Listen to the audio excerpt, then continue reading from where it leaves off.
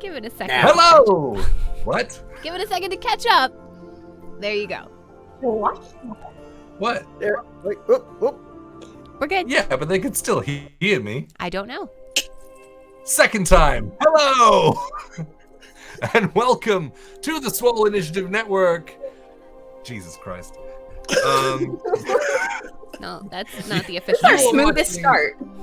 Yep, it's Good Friday. Jesus Christ. You are watching the Fables of Gahlia on, not such a good day, I guess, but should we do a redo?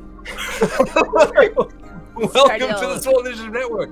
You are, Mulligan, you are watching Fables of Gahlia, the correct way to start your weekend, which happens to be Easter weekend. Thank you for being here. I'm completely thrown off. We have brand partners that we will say nice things about, forsooth. Stacks, please take the mic from me. Okay. Let's see. Swole only roll with Norse Foundry's amazing gemstone and metal dice. Also, all our featured music comes from the free library available on Apple Music and Spotify by the one and only Norse Foundry. Use the code SWOLE, SWOLE, to save 10% at norsefoundry.com. Awesome.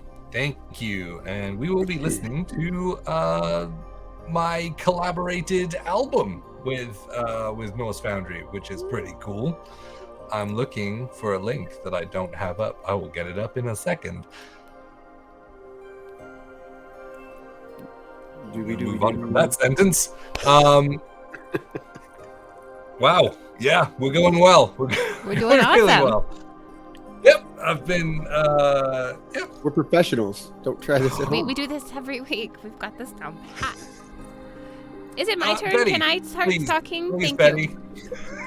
So, also, the Indomitable Dogmite supplies all of our luxury tabletop accessories in solid and natural stained woods.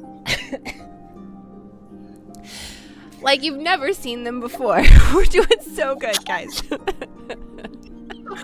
What's happening? I have no idea, but I had to cough. All right.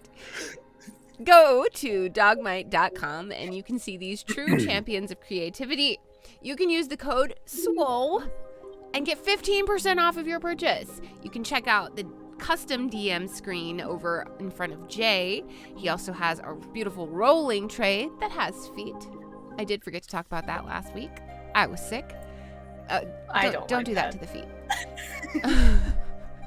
It's tradition now. Yeah, I guess. But yes, we love Dogmite. Whoever's next, please go. That'll be Brent. All right, you guys. So I lost my voice this week. Let's see if we can get through this. All right, you guys. It's time to give a special thank you and shout out to our next sponsor of the evening. Say it with me, Griffin Co. All of our 3D printed. Nice. That was like a Doppler effect there. All of our 3D printed and custom terrain. We are doing wonderful tonight. 3D printed and custom terrain stuff that you see on our shows is from Griffin Co. If you would like to get in on this awesome action, just go on over to griffinco.com and use the promo code SWOLE22 at checkout and receive 22% off of your entire order. Yes. Yes, indeed. Which leaves us to Ashley. Hi. Hello. I'm going to tell you about Hero Forge. Our fully custom player minis come from the awesome Hero Forge. Design yours today at heroforge.com. Boom. Nailed Awesome. it. Well done. The true professional among the group. Other things. Other things that we have. Other things. I want to stop.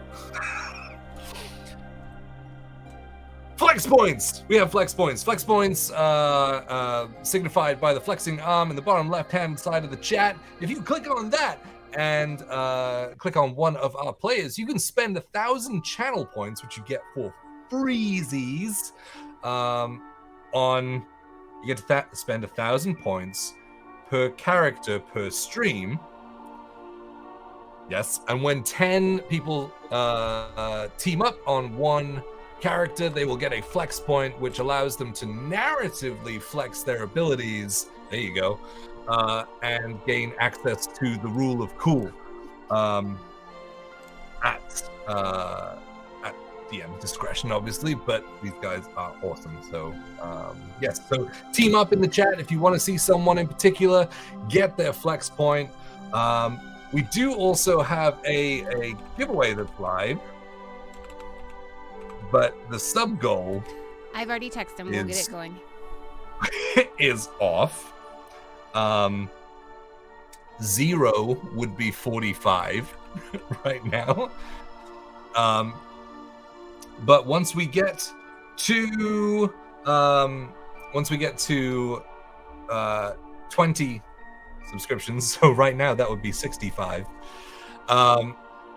we will announce a giveaway, and I'm waiting on confirmation as to what that will be currently from Norse Foundry, but it will be awesome regardless. So if you're able to subscribe to us, then thank you so much. All the money goes back into creating awesome content and new content and things that we have that's so close to be ready to be released, and I'm ready for this journey to be over and the campaign to actually start.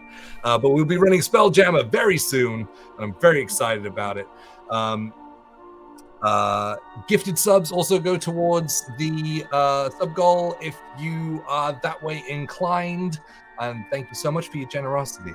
And also Prime subscriptions do go towards it as well. Everyone with a Prime account gets 1 Prime free subscription per month, and if you choose to spend it on us, then thank you so much, because you only get 1, and if you choose us, then wow. Yes, I think that's it. YouTube is where to go to see all of our previous shows and chapters and episodes and whatever else we've called it over the year and a half or so that we've been going. So I am a complete mess in this intro. So yes, you can go over to the YouTube and subscribe over there. It is totally free. We're trying to hit 1,000. It would be really cool if you added to that. Thank you so much in advance. I think that's everything. Oh, subscribers can also roll along with the players with ! roll in the chat. That will, nope. You have to roll 2 L's. There you go. So you can roll a d20 along with everyone else to see how you fare with the things that they have to do and stuff. Yep. I obviously need to go and slap myself in the face or something to make the words work in my brain. So let's not do that live on air. Let's roll the trailer for the next episode of the Fables of Gahlia.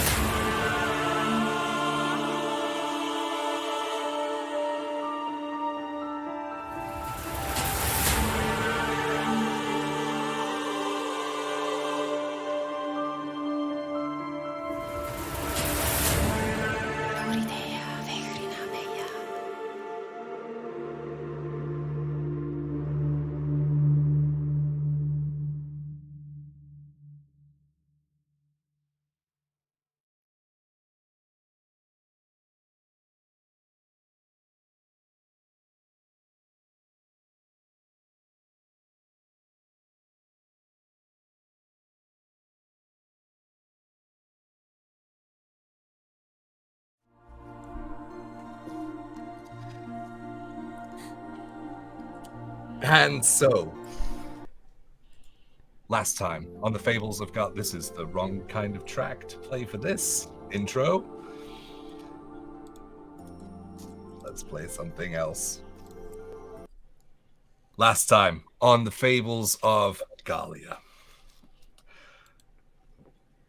you guys had picked up within the Athenium, the Rising Sun Athenium, as you learned, as the place of magical research and library that sits within the city of Heliacal, the Sun Elf capital of the Swole province within Gahlia.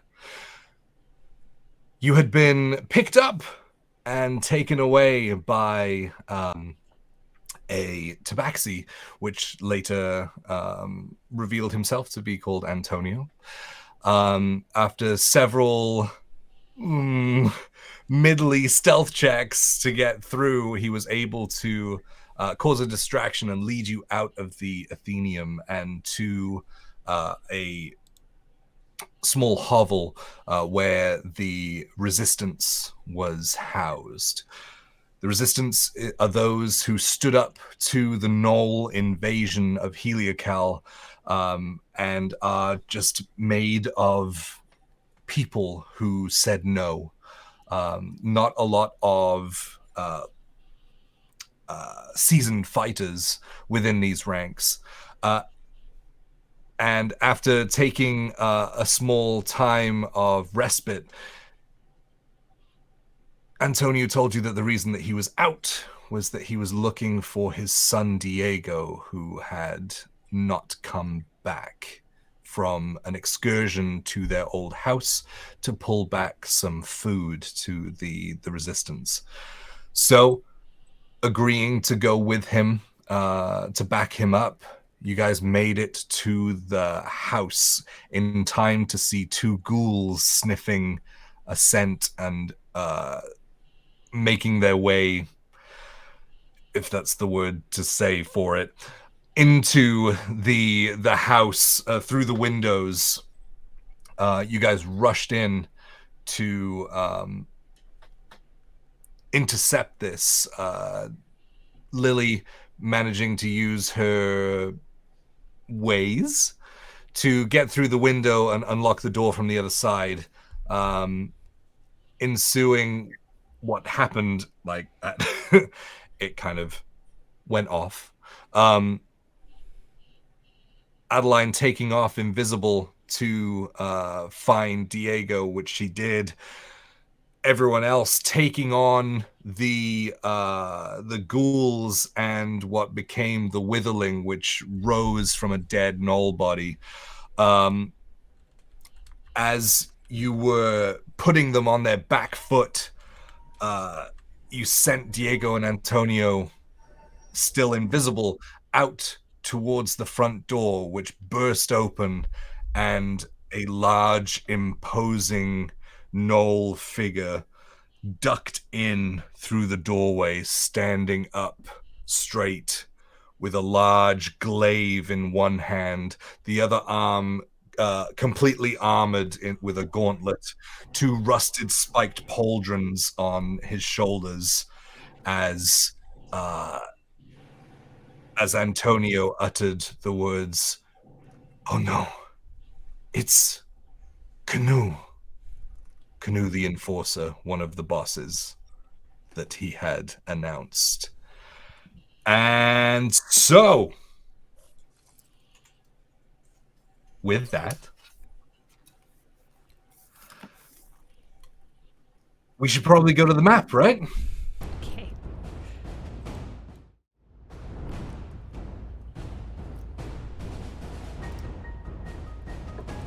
Oh no. That was...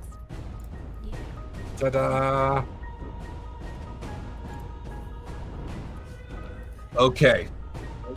So continuing from the initiative of the last game, we have... Oh, I need to roll for...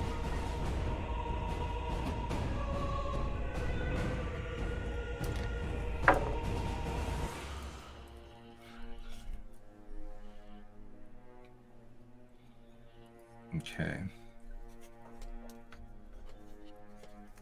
Mm.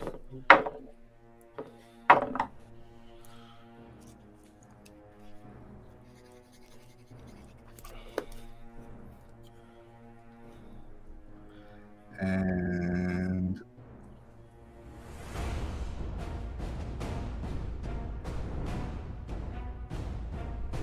great. Okay. So first up is actually Canoe.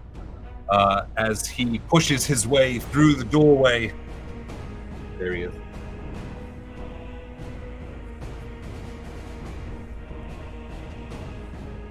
Into the room. He takes his glaive, spins it, and smashes the end of it into the stone floor. As he does, you can almost start to see,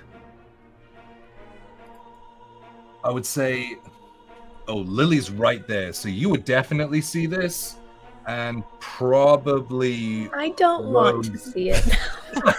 Can I pass? And probably Rose as well, if you would turn to see Canoe. You would see this almost like heat waves coming off. You know, when you look across like a desert horizon and you see those heat Yeah, waves. I know exactly what that looks like. Yeah. Yeah, so you start seeing those like emanating from the handle of the glaive as he stamps it in, and then you watch as this crown starts building out from his forehead in brass, jutting out in spikes and horns across the front of his face. He is going to... He's going to run in. Right past Lily. Well, it's whether... So I have to roll a, I guess, perception check with...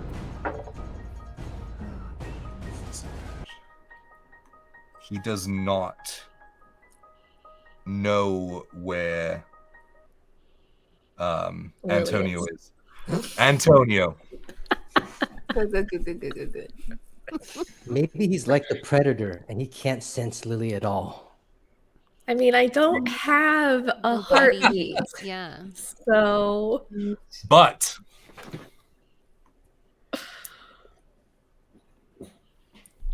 he will move slightly closer and then use his attack. He's going to attempt to attack in the general direction of where he heard Antonio's voice from. no.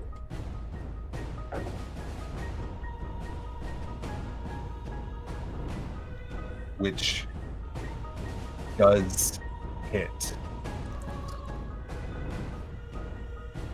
Are we at top of initiative? Just so that I can. Yes. Okay. Yeah, because we started a new round. So as he jams his glaive into the ground, rushes in, spins it around, and swipes across, he hits Antonio once.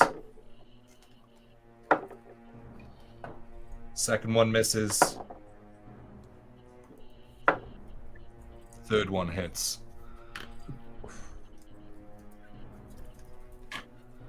Where are my D10s? There we go. Oh. See, I roll terribly with D10s.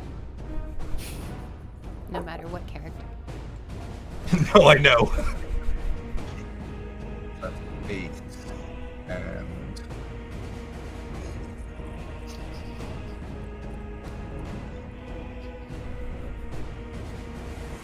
8 and 12.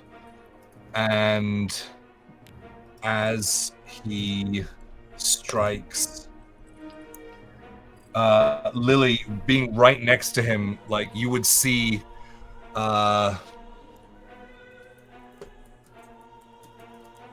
All of his weaknesses.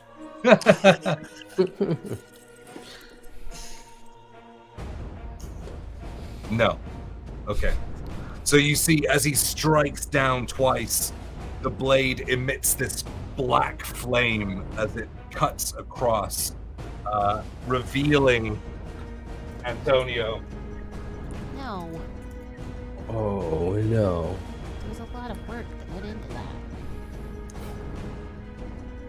Revealing Antonio and causing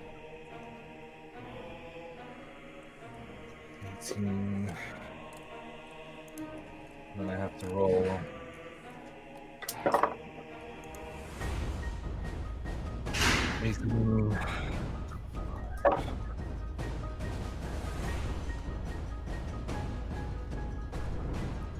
That's 28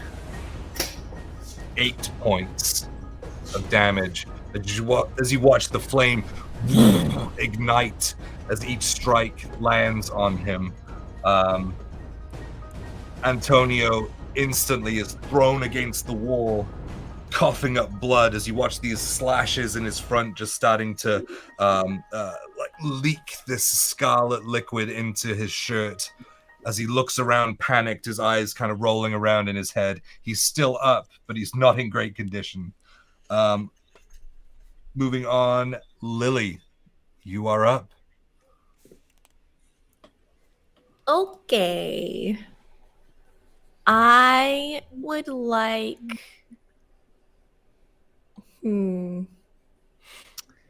Let's see.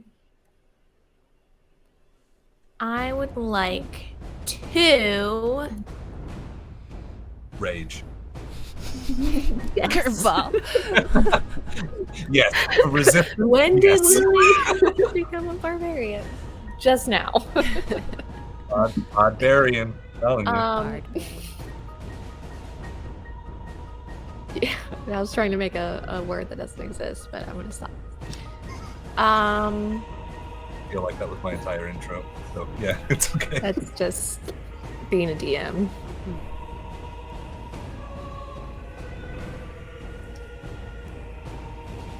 Okay. Bonus action. Hex. Ooh. This big guy.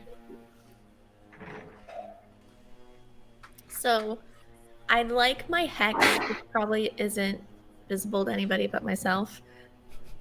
But I wanted to look like some like faceless ghosts. Oh, maybe it has a mask similar to mine. So almost like a creature that looks like me.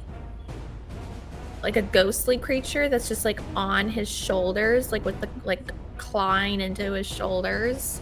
But, Oh, like, yeah. I can see it. Like full ring girl, like Yeah. hair from her face, just kind of You know it. knees up by her ears, just kind of clawing at him That's- from his shoulders. Honestly, what I want to be when I grow up. Yeah. Yes, let's do it. Let's do it. Next life. Exactly. Next life. I like and that then- pure gold, but it hexes other people. Somebody's got And then I'll go ahead and do some Eldritch Blasts on them. Ooh.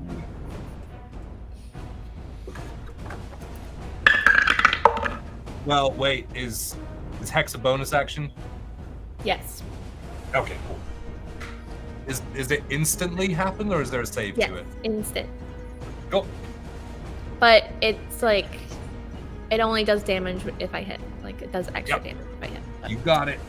That's gonna be a 8 hit. Ooh. Yes. 18 just hits. Okay, that's all I need. Give away the AC with the first friggin' attack. Oh my god. You're welcome. Next is a unnatural 20 to hit. So both mine blast off. Is that the first time? No. That's the it was second last time. was the first time. Last Yeah. week was the first time. So we got a 8 on both ones, so 16 plus my hex damage. Plus, so 16, 20 damage. 4 of it is necrotic. The 16 is whatever Eldritch Blast is. Force. Okay. How much was necrotic? 4. Okay. So as the skull energy leaves your planchette, you watch as they're striking like soft spots, missing his armor as he kind of reels And then my back. hex girl. Yes, start scratching, but he just kind of looks annoyed by it. It doesn't seem to be taking as much damage by it. But yes. All I want is to annoy people. And now I would like to go onto the ceiling with my movement. Yeah, I mean, there's a wall right in front of you. Yes. You can. I'd like to go into the ceiling and then as far away from him as I can with my movement. Ah. Okay. So Specifically. 5 feet to get there.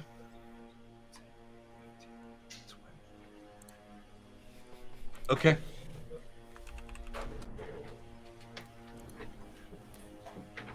Let me see.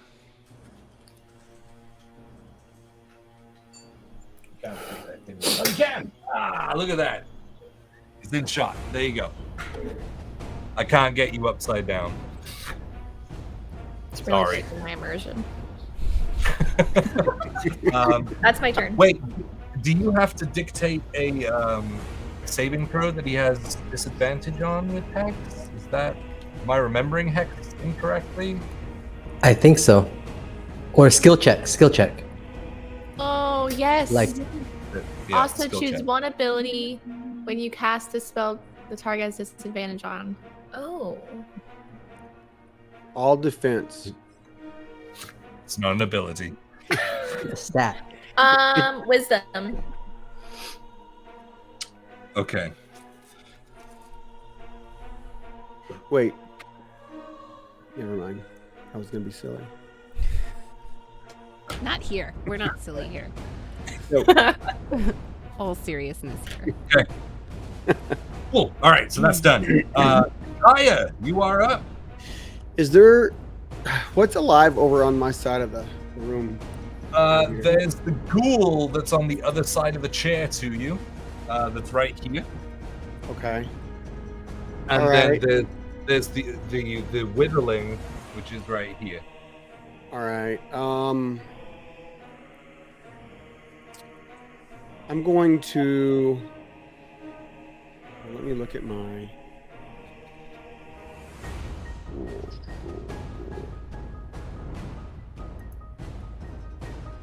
All right, I'm going to use my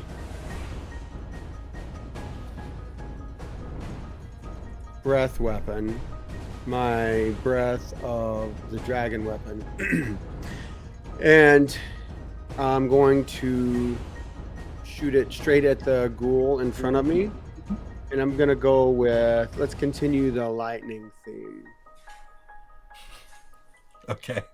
And that is a saving throw. Dope. Dex, is it? Yes. Where is he? There he is.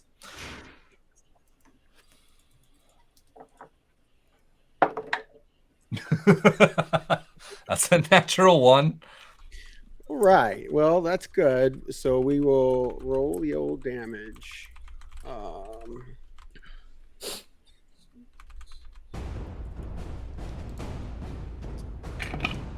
Ooh, that's nice. Let's go with 10 points of lightning damage. 10 points. Yes. That's my not as high scoring lightning, or not as high scoring breath weapon. I have 2 of those.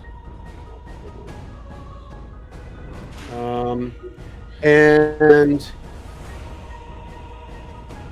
my next attack, I'm going to jump over the chair and attack with my fists and do the Draconic Strike for more lightning damage. Sure. Just give me an acrobatics check first. Sure.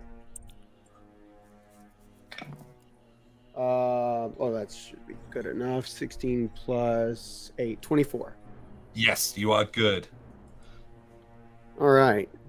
I feel like I was doing like with that roll. I like stood it on two legs, and I had one foot on the top of the back of the chair. Wait, I just lost all sound. On me. On everyone? We can still hear Can you hear me? Please hold. Can you all hear me? Know that. Can you all hear me? Yes, Paul, I can hear you. Okay. There we go. Now I have sound again. Sorry, Okay. I have no idea what happened there. So I was saying that with that 24, I feel like I stood that chair on its legs, and then I hopped up in it and put one foot on the back, and I was balancing on two legs and just pirouetted off and hit him. That's a 19 plus 8, so 27 to hit. 27 definitely hits. Yeah. It's 5. Oh, that's not very good. 6 points of lightning damage. 6 points. Awesome. So yeah, sending out that lightning blast, you watch as it blows a hole straight through the right-hand side of his ribcage, clean through, just burns a blackened hole through that exposed detritus and muscle tissue. Then surfing up on the back of the chair, wha-pow, knocking out those lightning blasts as well. You watch as it bursts through as it's reeling back against the wall. It's taking considerable damage. It is not looking great, but that's an awesome turn. All right. Well, I got a bonus action still. Oh yeah, yes, of course you do. I'm gonna do the same thing with a left hook with my bonus action. I'm not gonna do flurry of blows though. So that's another 27 to hit. So Yeah, that'll hit. Yep. And this will be 10 points of lightning damage.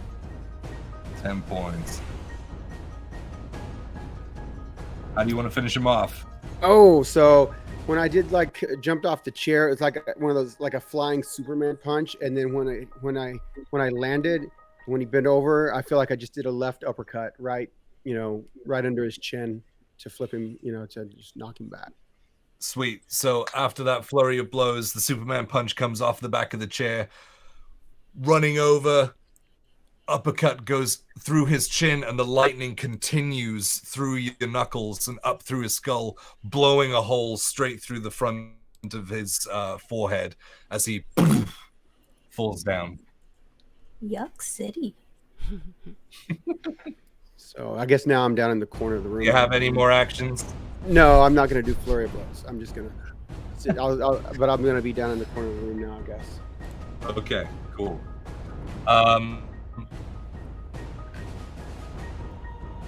With that, the door flies open once more.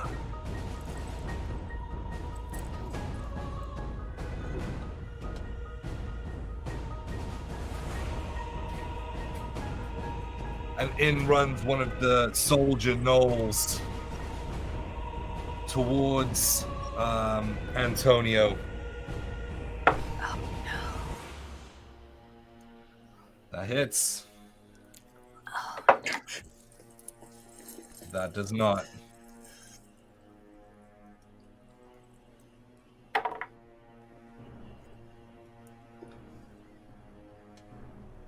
So you watch as a gnoll slams open the door,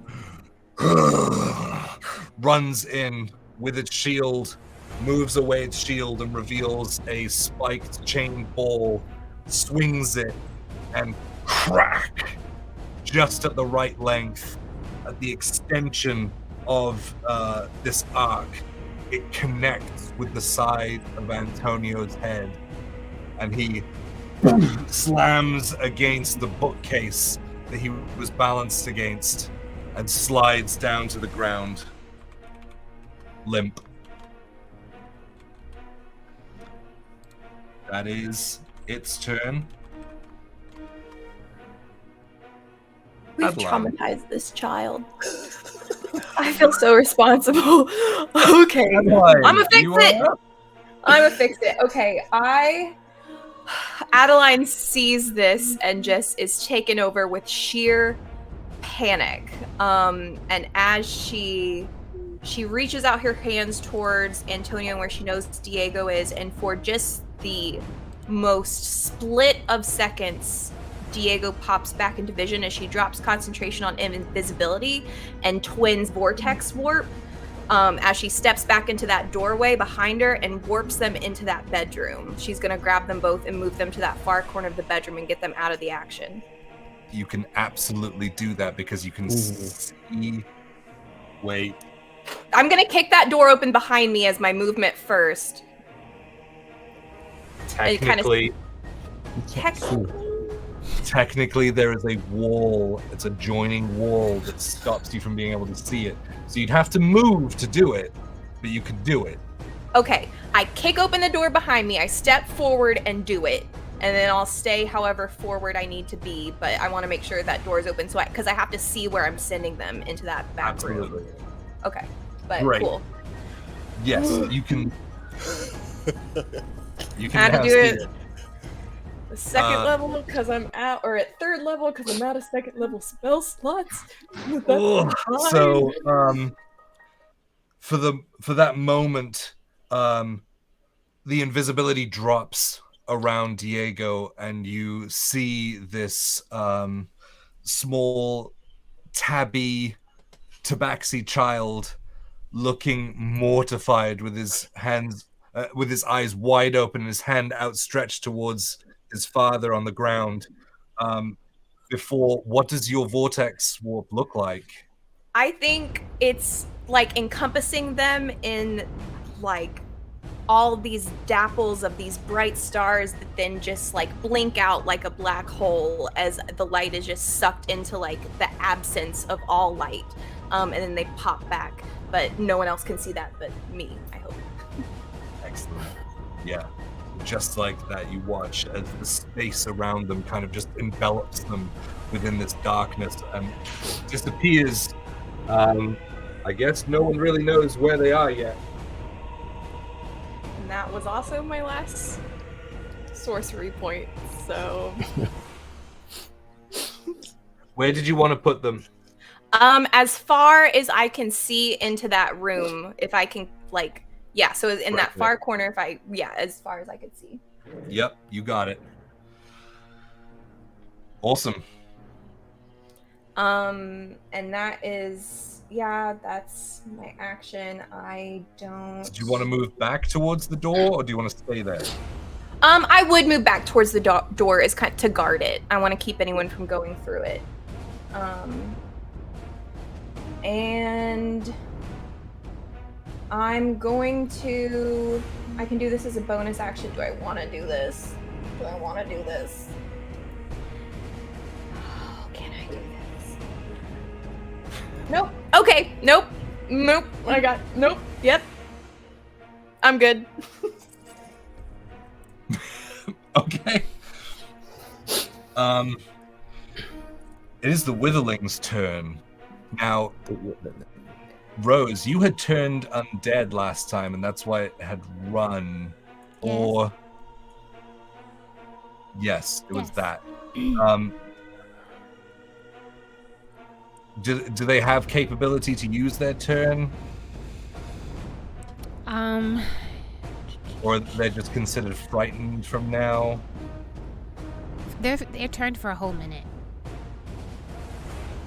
Okay. It has to what take can damage. they do? If it takes Unless damage, they... and on their Okay. turn, all they can do is spend it moving away from me. They can't... Well, okay. So, I guess it would scurry further into that corner that's slightly further away. Yeah, Or... that's all it can do. It has to spend it its Yep. entire turn. And it cannot So you willingly move towards me at all.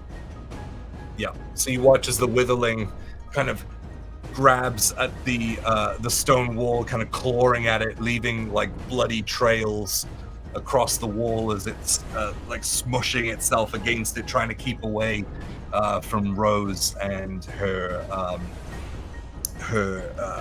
celestial energy. That's his turn, I guess. It also cannot take reactions.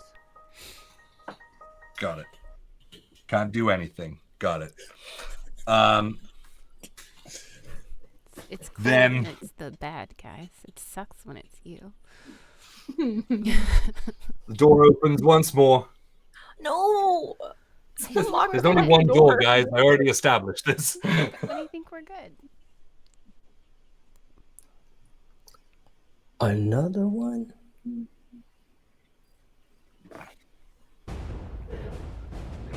So another soldier Gnoll runs in, again wielding another spiked ball on a chain, running up towards Rose, taking a swing. Oh, that probably doesn't do it. Might. Oh, wait. It's a 17 to hit. Do I have any of my allies within 5 feet of me? No. You did, and then Adeline moved back. Sorry. It's okay. How tall is the ceiling? Oh yeah, is my sister 5 feet away from me? It's not a 5-foot ceiling. I mean, I'm 5 foot. So then, Else you'd just be looking at her like dead in the eye. I mean, I'm trying here. Okay. What was the number? I'm sorry, I was busy reading. 17. That definitely hits. Thank you. Sorry. Thank you. Okay. No problem.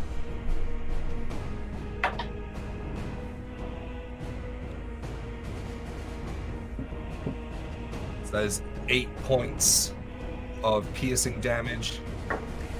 Second attack is a 20 to hit, Yes. and that But- is It's not a crit, right? no, Okay. 20, just unnatural 20. And that is 11 points of piercing damage from that from the spike ball as it rushes in with its shield, unleashing wham, and then back down on top poof, into you. You kind of falter almost to one knee. Just the force of it hitting you, kind of taking you down as you look up and see the 3 gnolls starting to surround everyone. Nope, that's his turn. Rhapsody, you are up. Then Rose, then Lost. Okay, seeing that monster like cowering in the corner, I will leave Adeline's side for the time being and fly up and land, kind of like arch back down towards the space to the right of Rose. And like right next to that gnoll. Yeah. And as I'm flying down, I'll take that dagger and follow the golden trail that I see as I try and activate sneak attack with my hit. But we'll see if I actually hit. No! It's a 10! No. Okay, Yeah, overshot it, but I'm gonna try it again. Nope. That's a 11. Okay.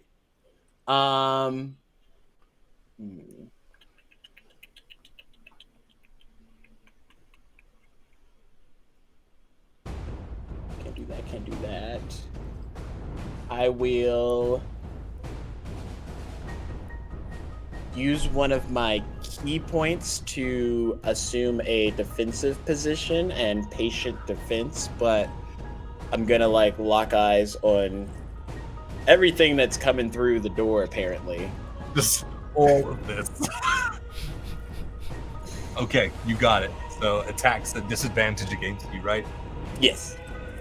Sweet. So that's your bonus, your action, movement. Yep, we good, right? Rose, Yes. you are up. You do have someone within 5 feet of you now. Great. But that just bumps my AC, and it's my turn. So. But it won't be forever. I Positivity. There's the big guy. There's one really big one and 2 smaller ones, right? Is that what I'm seeing? Yes. Okay. Canoe is the big one. Okay. I am going to channel divinity, and I am going to curse him. So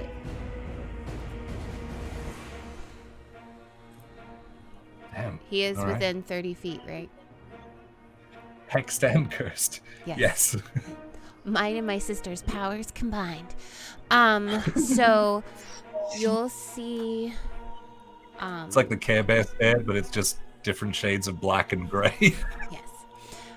You'll see my eyes kind of like go white with like a golden shimmer, and I will just point at this large creature, and as I do, you'll see like almost like a golden energy just kind of race all the way around him, and then it turns to like black.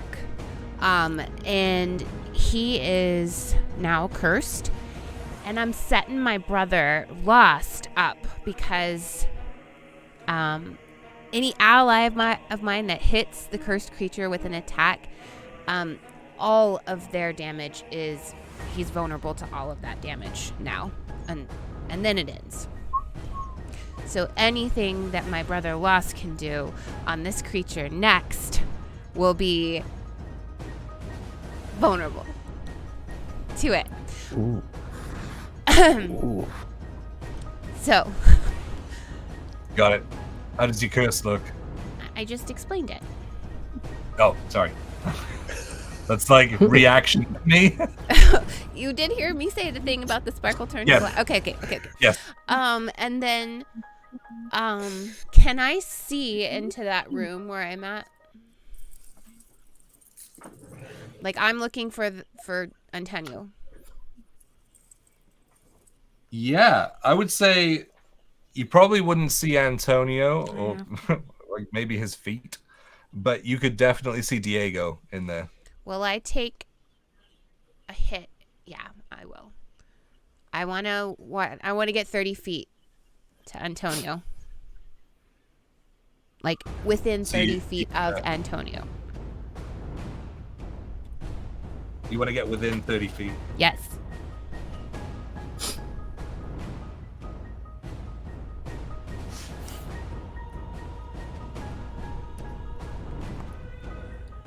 Ow.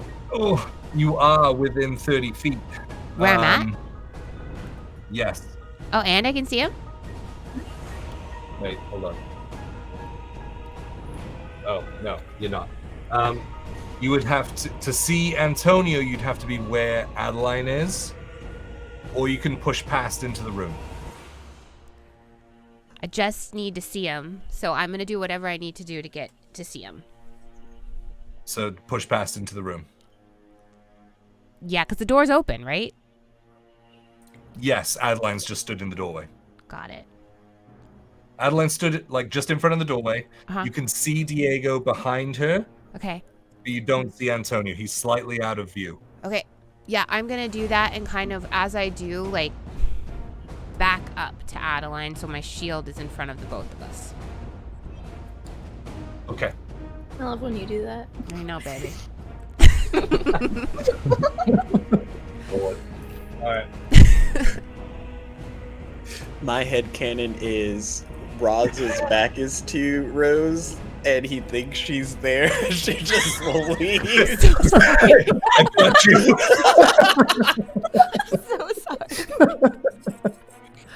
We got this, Rose. You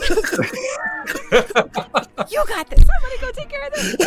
Whatever you do, I'm right by your side. Okay, so the Gnoll is gonna take a swipe Okay. for that is 20 to hit. Well, it's gonna hit, even with my plus whatever, because he's next to me. That's 5 points of piercing damage. Okay. As you start running, and he takes the momentum and just manages to kind of crack it between your shoulder blades as you run, pushing you through the door, basically. But you're through, and you now see Antonio lying on the floor in a pool of blood. With my... Oh. Well, I was going to do something else, but now I'm just going to cast Healing Word as a bonus action. Because I'm all the way in there. So he gets full healing because he's down completely. So it's going to be 9. He's back up.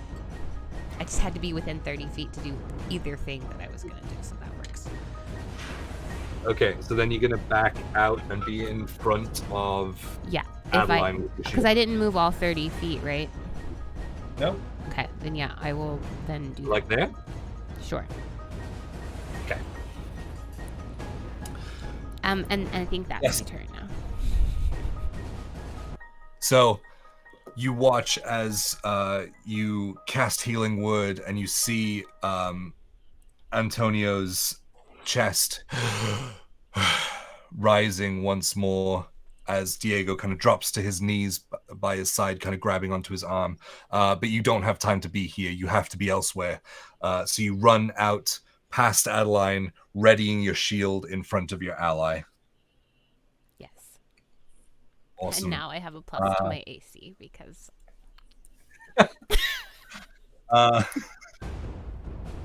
Yep. Lost, you are up. All right. Lost runs up right next to Roz. So I'll take that space right next to Roz. Yeah. I run up, and as I run up and I slide into position, my shadow leaps from my body up into that space right in front of Canoe.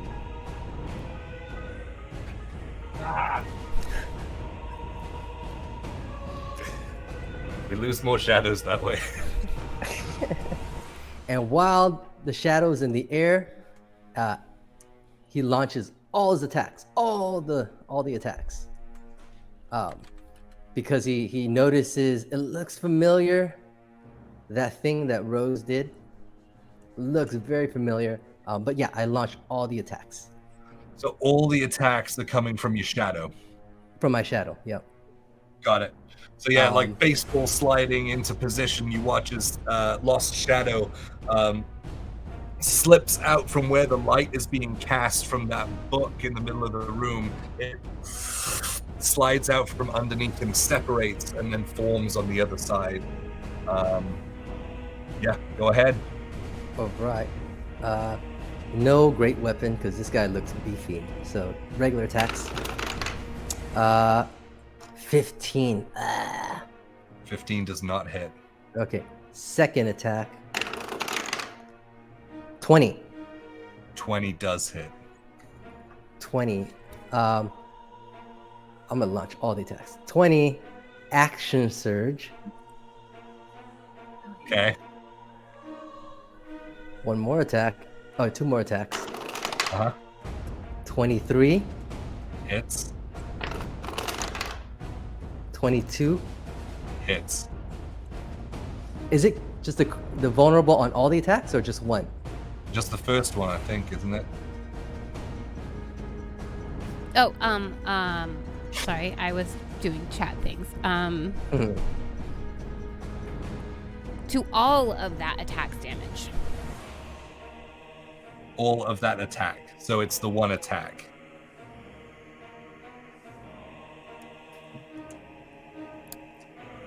I'm The gonna next Yes. attack? I'm gonna read it. Because the next time when technically your an allies extra hits, attack. Anytime. So it's the first.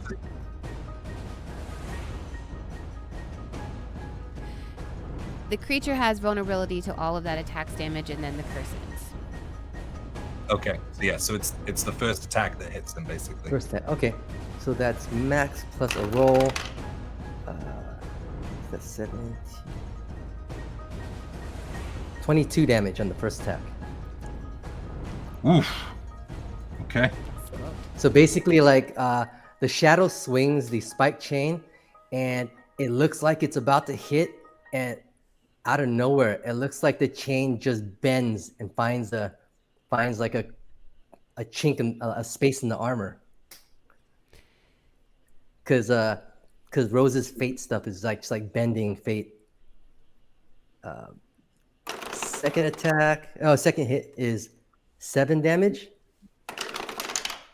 Third one is 11 damage. And I will burn Unleash Incarnation from my shadow. All the attacks. Damn it! Okay, a 10. I miss. Does not hit. That is all I can do. So the shadow baseball slides out underneath the first gnoll, stands up on its own, already swinging with the spike chain. As it goes to strike, he slams it out of the way with his full gauntlet. But taking that momentum, spins around and goes to strike in one position, but the curse grabs hold of the chain and moves it ever so slightly upwards underneath his pauldron, wham, slamming like underneath his ribs as he reels in pain, and then the leaving him vulnerable for the next attack, which is kicked up and hits him square in the chest as he kind of staggers back and like resets his stance. Insignificant fools.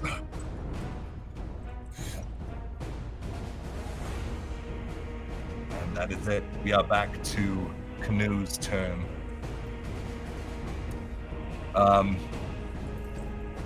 So he's got that shadow in front of him, so he's gonna have to take care of that first. So once again, spinning his glaive, he takes it down to strike against the shadow. That's 26 to hit. Yep. It has 1 hit point, right? So it's Yeah, it has out. 1 hit point. Yep. Okay. It's out.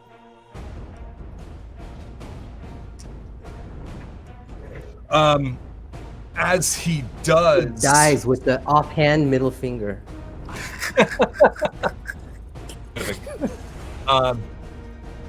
as he completes that strike, as it makes that brief contact with the outside of the shadow before it returns to your feet,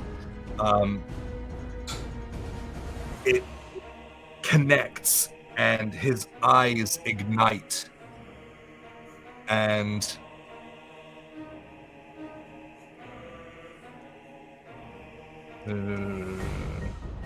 okay, and Lily and Rhapsody and Lost, you would probably see that crown that formed on his head. One of the horns that came out from it retracts back inside as he says, "Execute." And the gnoll in front of Rhapsody instantly, without will, takes a swing at Rhapsody. At disadvantage. Thank you. I rolled a 14 and a 2, so so that's not gonna hit. It does swing wide as he looks across and just idiot. Will stride in.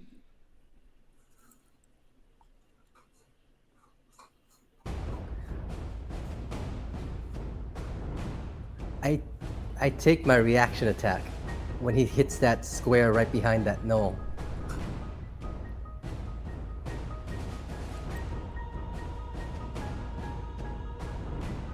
How do you take a reaction against him? I have reach and I have polearm master, which is my fluff spike chain. Okay, so he enters your. Yeah, he enters my threat range. Okay, cool. And Yeah, that's- yeah. I was like, he So didn't they- lead your. Yeah, okay. No, that's fine. So Mr. Take your reaction, man. Yes. 17. Oh, never mind. Fail. Just misses. Just misses. Just missed it. So you kick off your chain to try and stop him from moving, and as he does, he just looks at you without breaking eye contact, slaps away the chain with his gauntlet hand, and continues moving towards Rhapsody. As he turns around, swings his glaive, and takes a swing at Rhapsody. I'll do it myself. At disadvantage. Which is just as well, because I rolled a natural 20 and a 3. Oh, He has one more attack. Roz, that you made the most of that defense. patient defense has saved your life many a times. I've always thought it's such like a move to make, and you always manage to just skirt by. However, I did roll a 19 at disadvantage. Okay, 19 hits.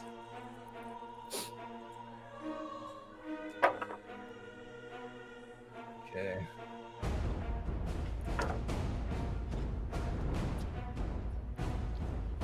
That is 12 points of slashing damage and 4 points of fire damage as that black flame ignites with the strike across you. Feeling that searing heat that is, very close to you with the blade especially. But you can feel the heat emanating off of this glaive. That is everything that he can do from there. He'll find that when the flame hits Rhapsody, it'll like lick against him. Feels like home. And he doesn't seem as affected by that fire. Nice. Nice. Yes. So the black flame kind of hits you and then wraps around and kind of tails off of your shoulder. Awesome. Lily, you are back up, and Kaya on deck. Cool. I'll do level 3 dissonant whispers on the crown dude. Okay. And he has disadvantage on wisdom saving throws, which is what I need. He does.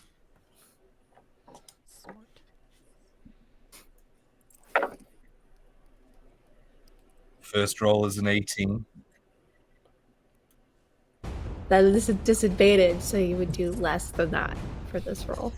Second roll is a 19. -1. That's 17.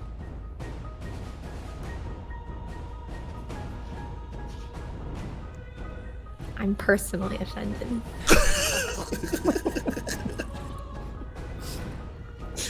Yeah, you succeed on it. Half damage, though, right? Yeah, you still Double take check. Half is still not take yeah. damage. Yeah. Roll high.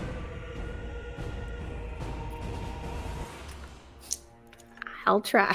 It's always the goal, right?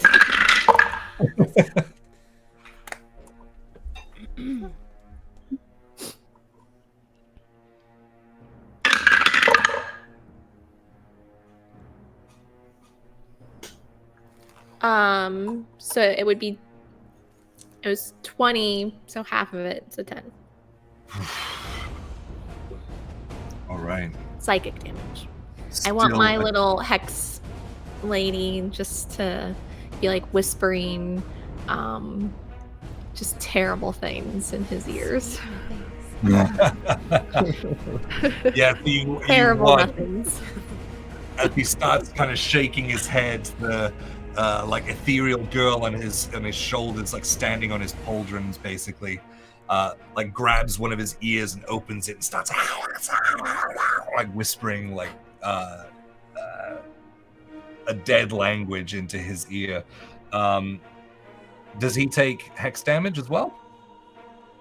No, because it's when I roll to attack. Okay, cool. Thank you for that. Awesome.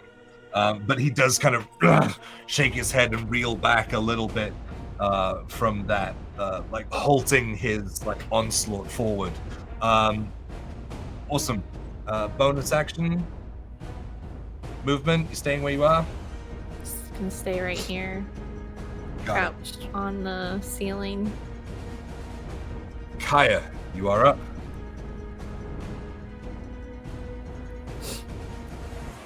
You are muted. You're muted. Yep, I see that. I'm going to take off running, and I'm going to run straight up next to my brother Roz and occupy that space immediately to his right, in between him and the shelf, bookcase, or whatever that is. I'll give it to you. And Silly. I'm going, and as soon as I get there, you'll see that like I exhale, and as soon as I exhale, I just like it's like an inhale comes right through, and I open my mouth, and you just see the sonic psychic waves shoot out from my mouth, and a 15-foot cone at all three of those enemies there, the two gnolls and Canoe. That will get them. Yep. Dex saves. Yes. Okay. I'll do Canoe first.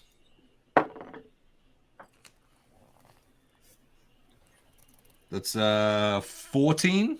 That fails. Woof. 15 All is the right, DC. Orange Gnoll up front. That is 14 as well. And I rolled a 7, so I don't think they're going to make it. Sweet. So this is the 2d10. This is the good one.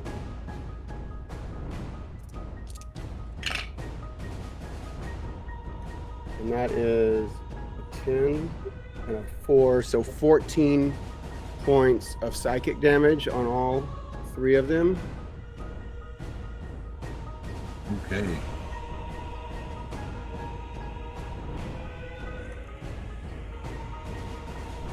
And is Canoe the one that's directly in front of me now?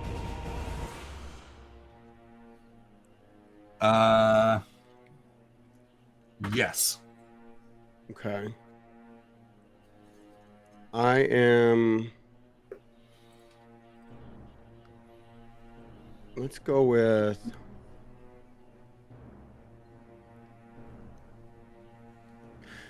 Let's attack. Let's start with the Draconic Strike. Let's go with. Let's just keep going with lightning. I like that. It's been working out. Oh, that was terrible. 12. So, bonus action, flurry of blows. I'm gonna attack 2 more times. Okay. That'll do it. 19. And that's also a 20, so 21. So 19, 21, and that's going to be 2, 6, 10. I'll roll all the damage at once. So that's 4, 6, 8 plus 10. So 18 points of lightning damage to Canoe.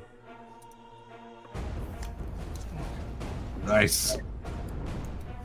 So you rush up and unleash your sort of psychic waves from your breath weapon, and you guys watch as these waves kind of through the air as all of the gnolls kind of buckle themselves down and are pushed back a little bit as they sort of start to grimace even more, and you watch Canoe's feet get pushed back ever so slightly on the stone. Then you follow up with the blow The first one he sees coming and grabs with his gauntleted hand and stops you, but then with your offhand, wham, and then slap back across with a back fist. He stumbles back with the lightning shots across his face, letting go of you again. Get out of my way. Not today. Awesome. You have anything else? That's, Anything else I need to know about? Nope, that's No? all my turn. Okay.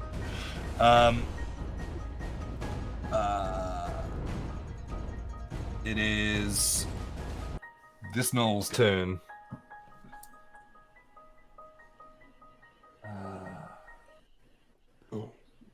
Oh, he currently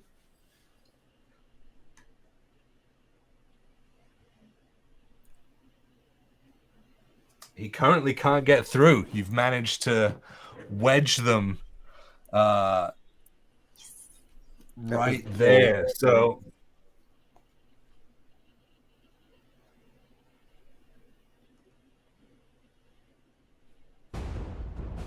The monk fighter front.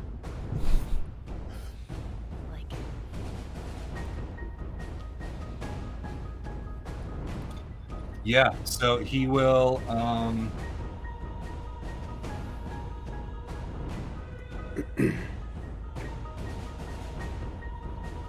he'll move right behind Canoe, and you can see him kind of just starting to swing his spiked ball and chain in the back, but that's going to be it for him. Adeline, you are up. All right. So in front of you, you see your companion Rose holding her shield, and behind you there is an undead version of a demonic gnoll with most of its flesh torn off, But he's scrambling at the wall behind you. He's not even facing us. He can't come near us. You're fine. Okay, he's still Turned. afraid. He pushed back like a... She's just gonna be like, all right, going to just leave that where it is, bury it deep in my subconscious. And she's gonna step just diagonal to where she is onto that other side of Rose, just behind is that Lost, just so she can see past that little half wall into that cluster fuck of baddies. Yeah. And you see these familiar 6 dots of bright light that kind of start to circle around her before supernovaing into these black holes. And she's going to send 2 of Melf's minute meteors that she's casting into, okay, that one square that is, so I can hit everyone within 5 feet. And so if I hit that one square that is just to the left, yes, then everyone has to make a dexterity saving throw. And so I'm going to send 2 of them that way. It's a 17 to save. Oof. Canoe up first. He fails. It's an 8. Yes. 11. A 9.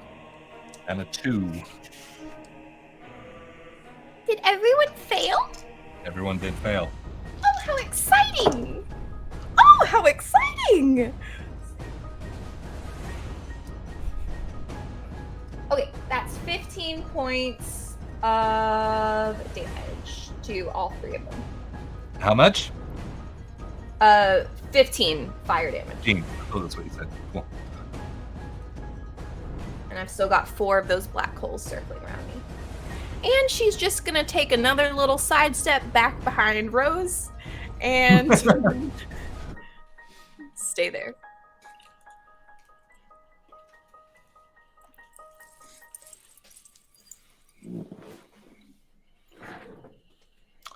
Okay.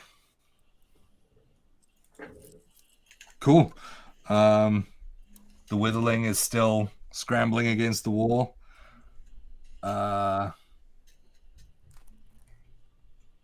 Okay. So then it's the other Gnoll's turn.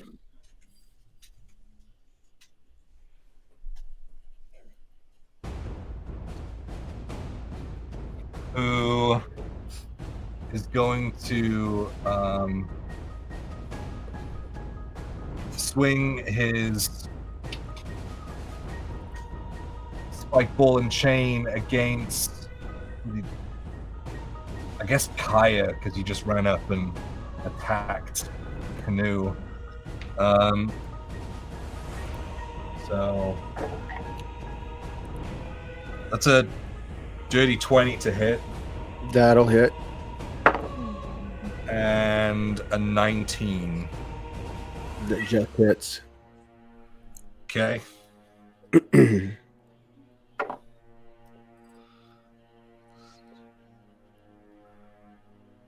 So that's 5 and 5.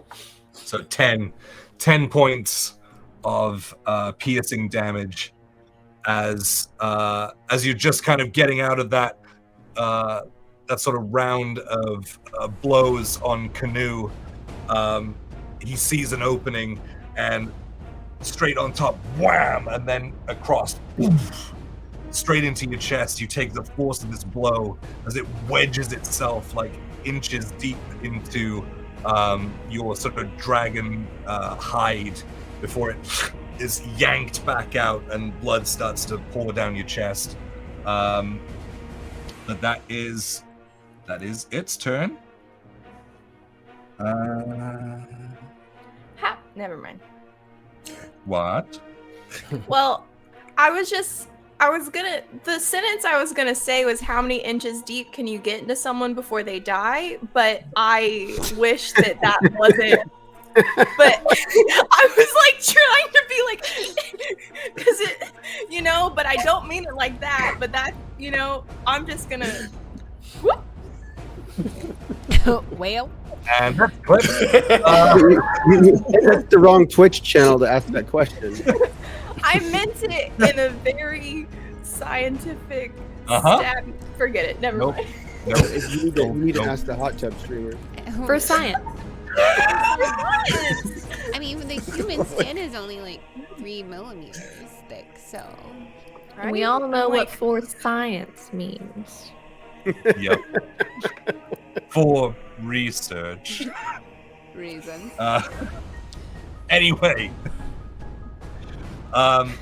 Rhapsody, you are up. Rhapsody, Rose, lost. End out this round.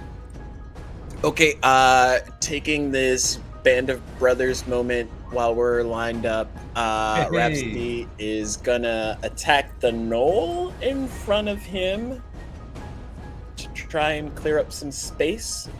Yep. So the first one.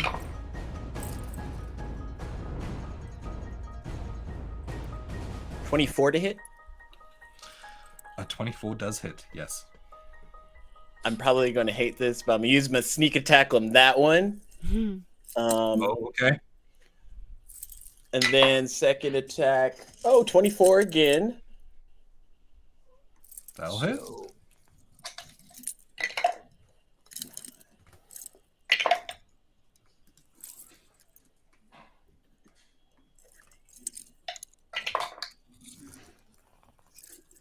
17 altogether from those.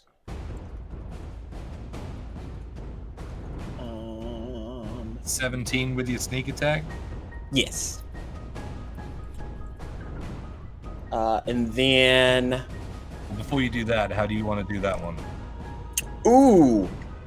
Nice. So he will attack, following that gold line more accurately to a weakness point. And then remembering his training, he's going to kind of feed the dagger into a certain cluster of muscles, and his touch of death is going to give him some temporary vitality in this creature's death, as I regain 9 temporary hit points. So yes, following that golden line that guides you towards his weak point, you slide the dagger in. It's almost as if you are moving in slow motion. It's guided, and it's almost like there's no resistance with your blade. You just push it against where the gold line is, and it just slides in as you watch the gnoll look down with its as red starts pouring out around your blade. You watch as its eyes start to scan the room kind of wildly. He stumbles back, boom, and falls down.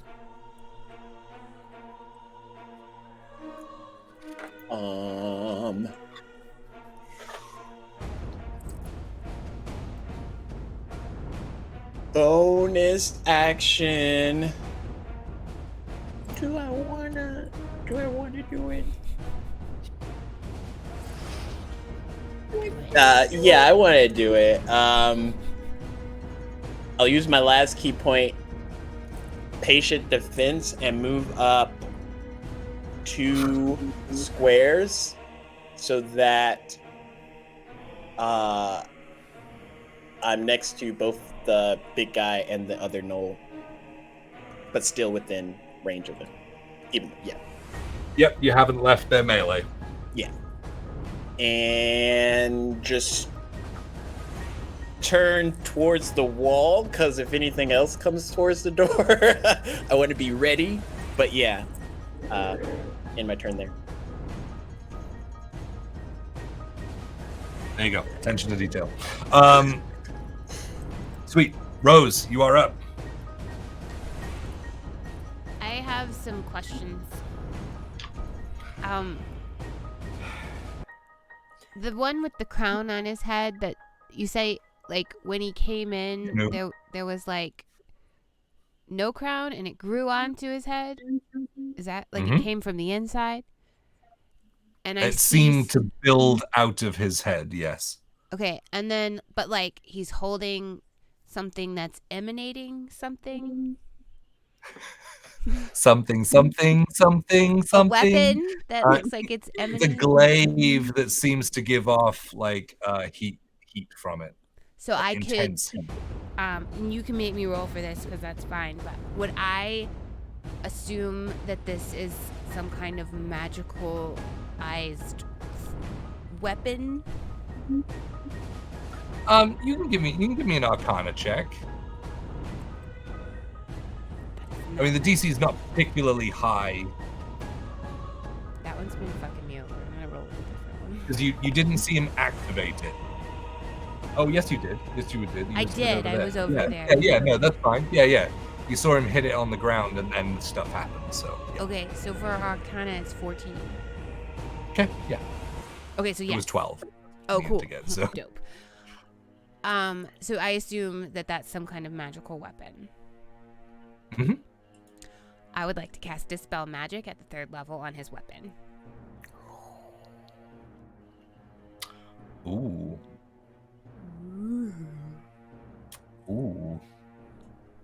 Weapons Third don't level. have So saves. that's anything 3rd level or below, right? Weapons don't have saves. Yes. That's very hard for me to... Right. But it does say Determine. an object. Or a Yep. magical fact.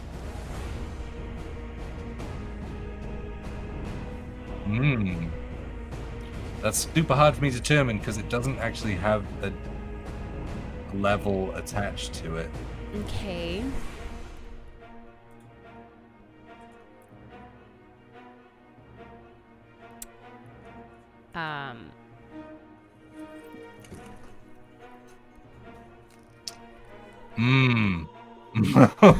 This is super difficult.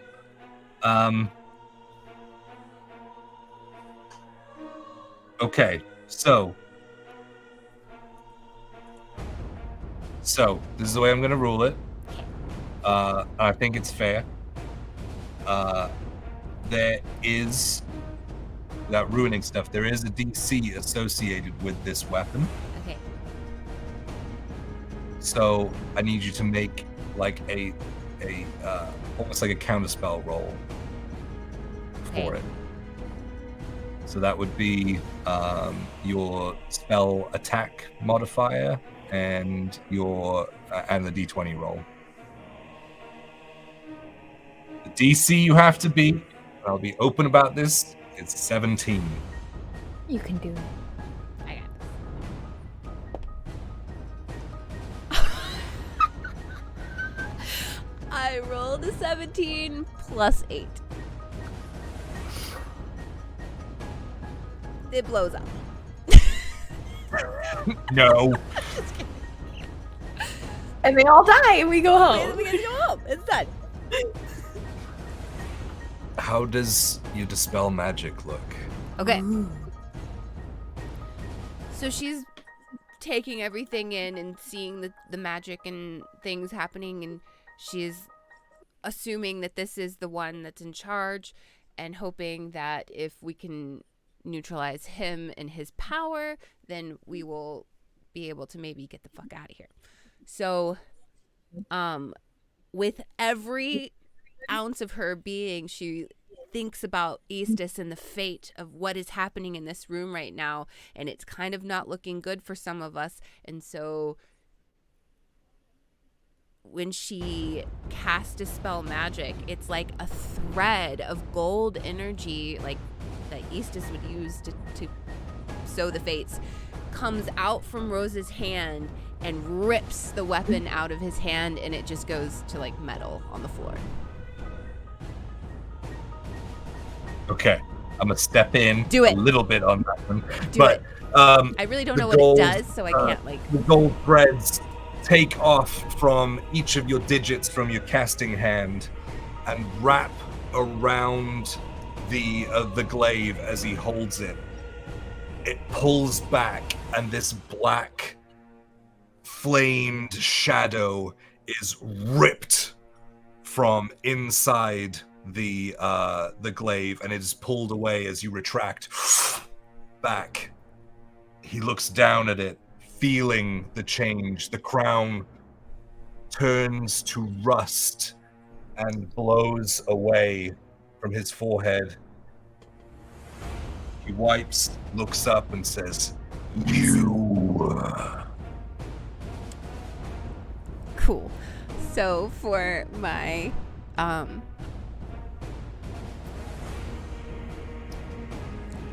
I am going to. How tall are the ceilings?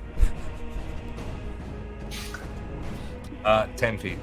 Okay, never mind. I am going. No, I'm just gonna. That's fine. We are changing fate, so I will just be like, I'll pull my shield up, and I'll like peek out over top of it, and I'll say, "Me." Awesome. Lost, you are up. Yes. I am going to move. Actually, no. Yeah, I'm gonna summon my shadow right up in that spot in front of Canoe with my bonus action. Yes. And then as it comes up from the ground, it comes up with one continuous motion with the first spike chain splash. Mm-hmm. 12. Does not hit. And a second one. 16. 16 does not hit. Does not hit. And I will burn another Unleashed Incarnation. Yep, good attack. 16. Oh my god. Okay. 16 does not hit. Woof, woof, and woof.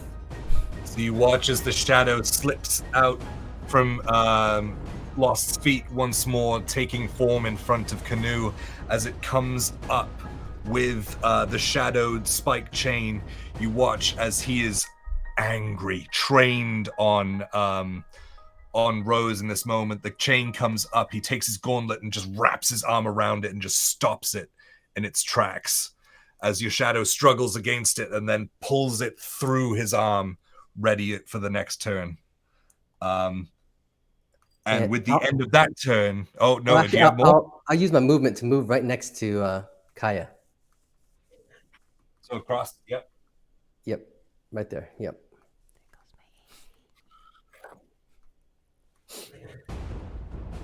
Dope. Okay. So yes, with the end of that turn, that is where we're going to take our quick 10-minute break. Woo, buddy. This is, yep. Thank you so much for everyone that's sticking with us. We are going to be back in 10 minutes for hopefully the positive conclusion of this battle with Canoe, the Enforcer. Stay tuned, guys. We'll be right back. Thank you so much. Your time. Hello and welcome back. We just had a gift bomb dropped by Stronghold, our dear friend in our community. Thank you so much. So we are going to open up a giveaway. I think it's already open right now, right? Yes. Yeah, okay. Exclamation point giveaway in the chat for your chance to win it's a plushie D20 like this one. Count. Like this one right here. And then we will also we'll have a second giveaway in this same stream as well. You have to be in the US and you have to be in the stream to claim it when your name is called, else we move on. That is the rule, and it's been a little bit heartbreaking a couple of times. So make sure you stick around if you enter. You get a free bottled gym sweat from Jay. Nope, you don't. Nope. You don't get that. No. That's for me. We should put him in charge of merch for sure. He has so many ideas. Yeah, okay, moving on. So exclamation point giveaway in the chat for your chance to win a plushie D20, and then we'll go straight in and do a second giveaway. So make sure you are here, make sure you are entered. Okay, so we are picking up at the start of the second round. Also, for you rules lawyers out there, we did look into the use of Dispel Magic on a magical item. In the expanded Jeremy Crawford sage advice, it does say that it doesn't have an effect on magical items, but I ruled it the way I ruled it in the moment, and so that's the way we're going to roll with it. So we do pay attention to rules. There you go. Dope. Okay, so it is Canoe's turn. Now, I have a question for Lost. Yes. Can a creature occupy the same space as your shadow?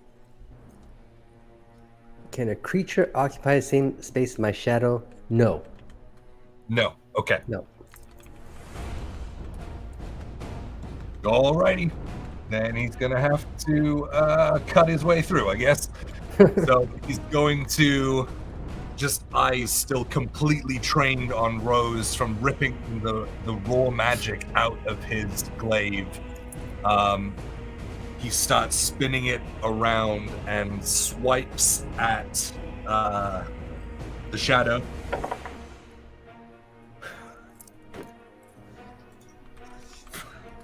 What a waste! It's a natural 20. A natural 20? Yeah. Nice.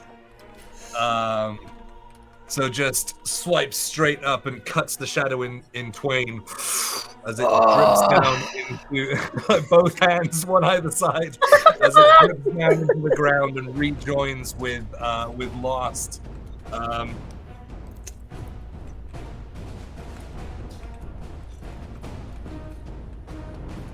Maybe if I can pick it up.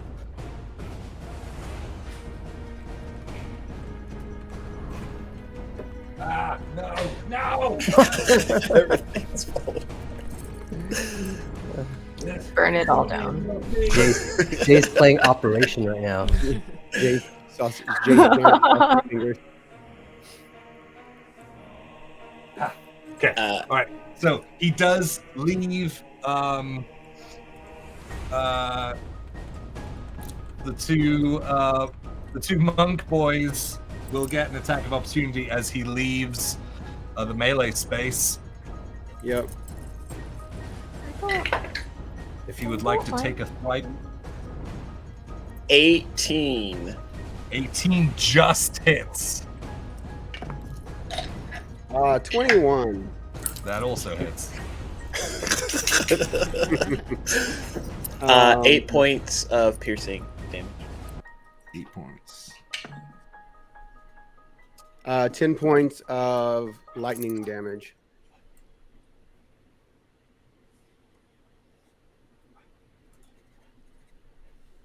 Okay.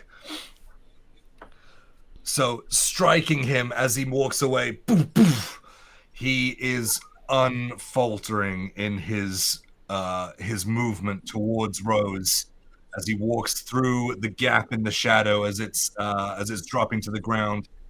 He takes his glaive and says, "It's still sharp," and swings it around and takes a swipe at Rose.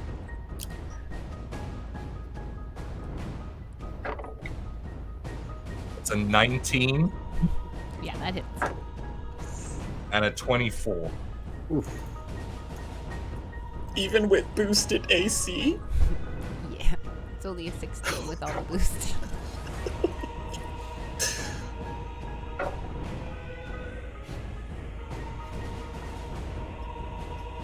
So that's 14 points of slashing damage as his glaive reaches sort of almost around the shield, like it pushes the shield out of the way with the handle connects with the edge of the shield and pushes it out of the way, and the blade cuts in from one side, and then he comes back the other way and does it again. There's now 2 large gashes on either side of your arms, as he is just filled with this rage. But that will be his turn.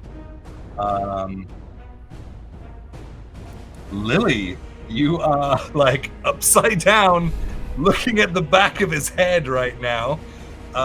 What would you like to do? Or I suppose you're a little bit above it. A little bit above it. It's a really great question.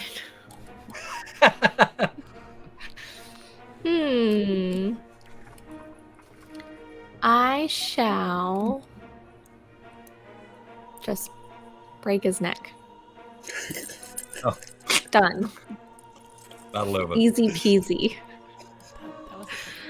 Oh god, I don't know what I want to do. He's taking huge swipes at your sister, knocking her shield from side to side as you're watching like the blood splatter across the stone.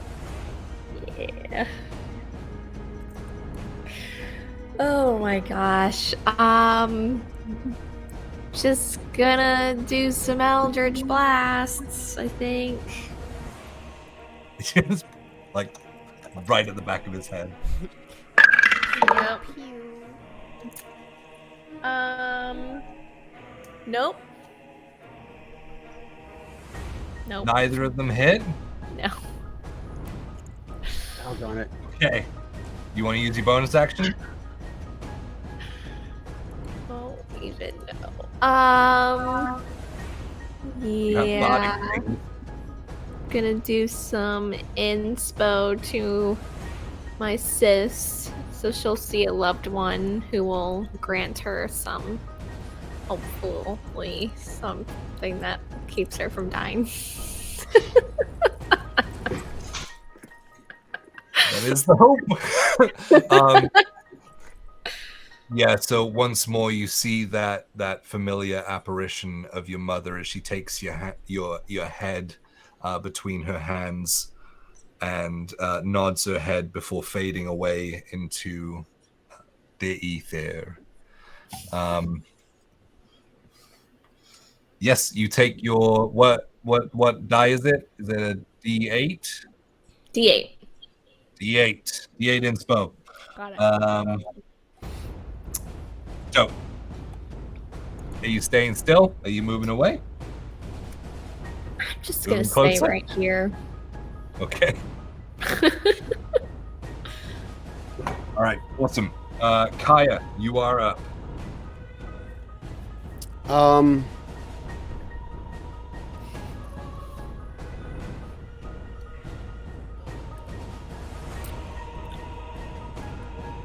I'm going to go. I'm going to move into the space immediately behind Canoe. Is that so? Yeah, I'm trying to say. Yeah. Is that somehow? right. Is it? I'm sorry. You need like chopsticks for this. So is there some sort of flanking there? I can't tell from the angle. I just sat down. I'm sorry.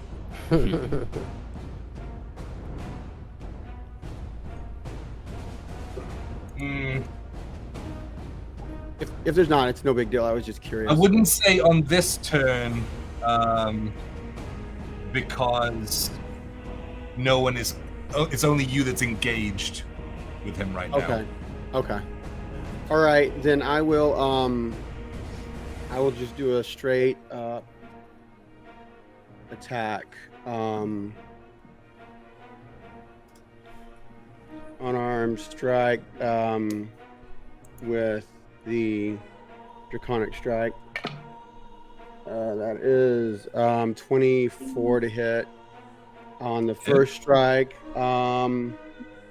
Second attack is 19. And I'll roll the damage for those two.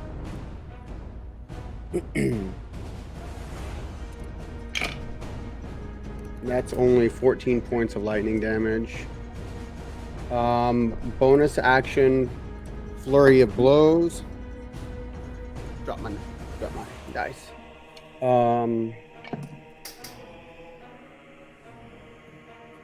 24 to hit first strike, and 25 to hit second strike.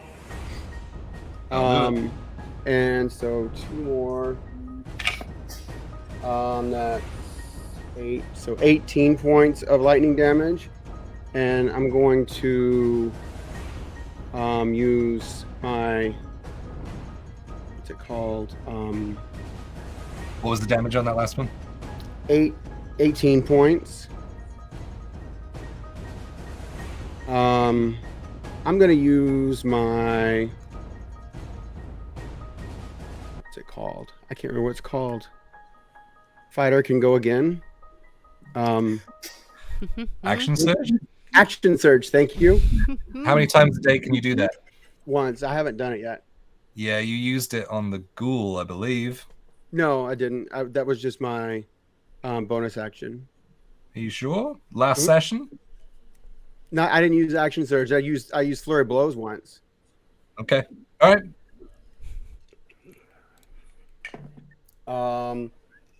Well, that's 7 plus 8, so that doesn't hit. 15 on the first attack, and 9 plus 8, 17. So on the second attack, doesn't hit. Bonus action, flurry of blows, 2 more. There's another key point going. Do you get another bonus action as well? You get a whole nother turn, right? You get just another action, but not bonus action. Oh, okay. Yep. All right. Yep. So that's it. That was a wasted action surge. Still did. Yep. That is my turn. All right. Yeah, just a barrage of blasts of lightning as you start just pelting like his large sort of muscled form in the back, trying to strike anywhere that isn't plated, finding soft spots around the kidneys and the ribs, just trying to get him away from your friend frantically. As Rose looks up over her shield and sees the the grimaces coming and the sparks of lightning from behind him. It's kind of creating this sort of lightning halo around him as he just is still trained dead on her. Great. It is... Yep, it's that Gnoll's turn. Who is going to... He's going to take a strike at Kaya for that.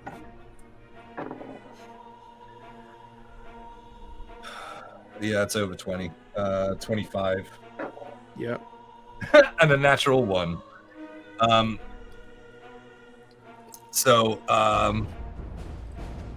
Taking his spike ball and chain, slams it into like just under your arm as you're sort of wailing on Canoe. I'm actually, I keep forgetting about it. I'll spend my reaction to intercept that attack. Oh, okay.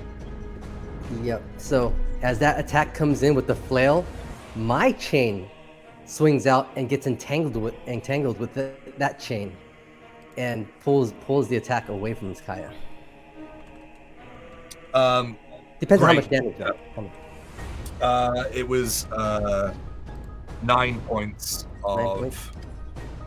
Yeah, 9 points piercing damage. You reduce it to... Yeah, I do 10. So yes, you nullify the attack. Nullify with the natural 1 on the second, what I'll say is that with the 2 chains wrapping around one another, as you pull your chain back, it yanks his spike chain to the ground. Yeah. And he'll lose 1 attack on his next turn. Nice. For cool reasons. I feel that graze my back, and I would just like look at Lost and just like grin with like a shy grin, saying thank you for turning since I turned my back on a foe. Adeline, you are up. All right. So Adeline is a little uncomfortable with how close things are getting to this bedroom, and kind of thinking about the scared look on Diego's face and remembering her little brother who's about the same age. She's gonna pull that door closed and put her back to it. And just kind of like add that extra layer of protection. And I think all those feelings are kind of welling up into a chaos bolt that she's gonna shoot at this big old bad guy. At Canoe? Yes, and that's a 19 plus 9. Do you think that hits? That hits. Okay, and I'm casting it at a 3rd level, so it's 2d8. Be careful. Yep. Yep.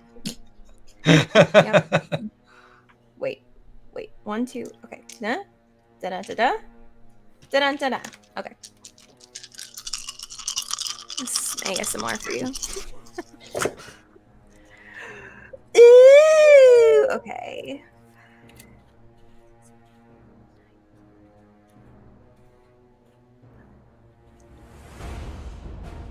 The suspense. 20 points of damage, and I gotta pick whether it is... Holy shit. Ooh, 20 points of force damage, because I get to pick the type.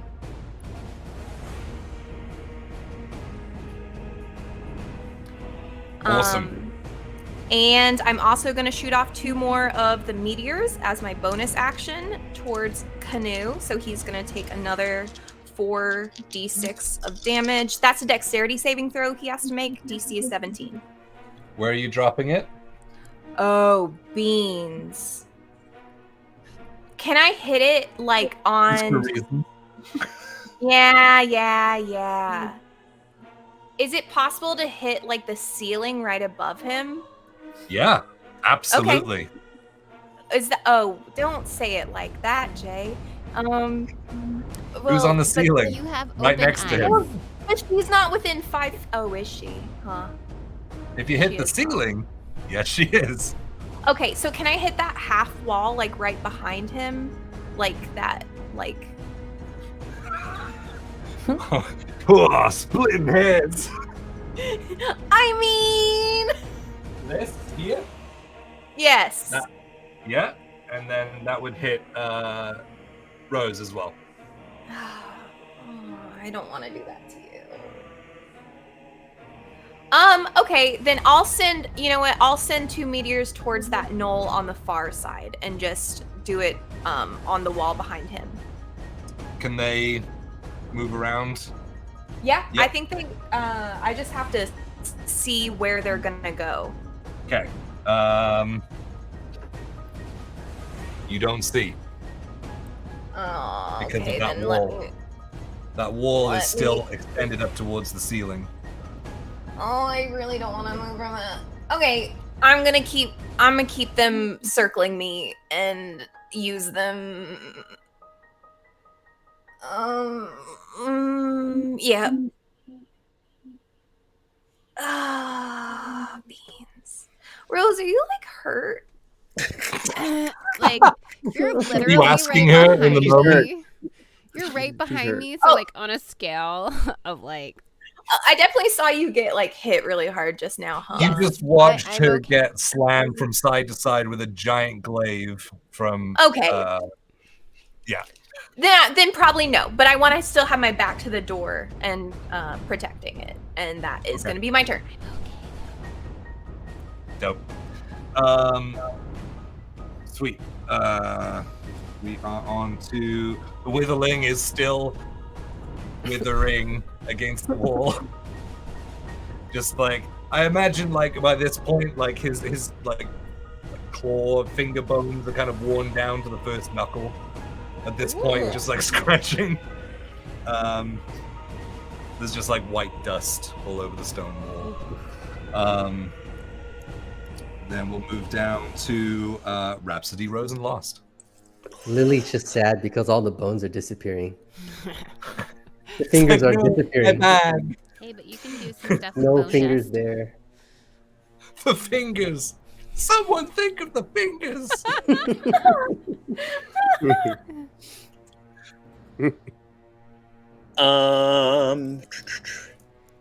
Rhapsody is going to. Guess he is there.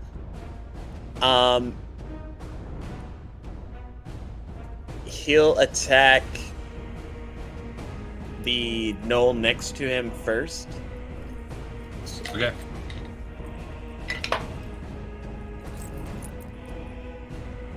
$23 to hit. 23 definitely hits that one. Yep. Okay. It takes 9 points of damage. And then Sneak attack. Sneak attack. well, I can't sneak attack that one. Wait, no, Kaya's there. Yeah, I'll sneak attack that one. Yep. And he's trained on Kaya as well, so. 1 more point of damage.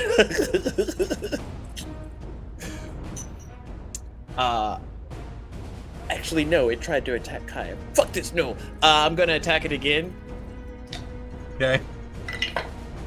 18 to hit. 18 does hit. Okay. 8 more piercing. He had 1 hit point left. How do you want to do this? You were about to leave him. I guess he will just strike with his dagger. You know, that careful, precise strike first. And then, as I just did, remember that it was just attacking his brother and just kind of right between the eyes, stab through and pull back swiftly. And as it falls to the ground, I imagine, I will just... Is there anything stopping me from attacking the big guy? Nope. Kaya. Oh. Okay.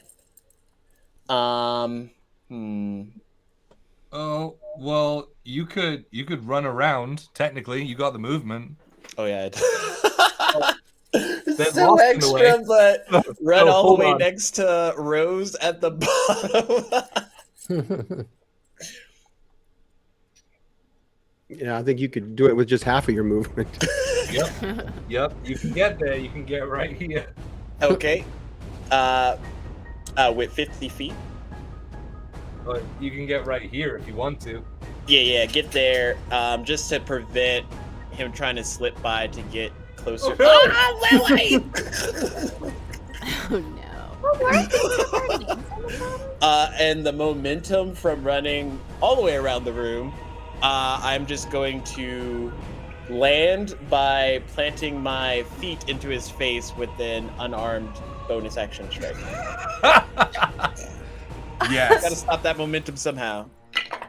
But it's probably gonna miss. So 11. 11 does not hit. But what an incredible turn.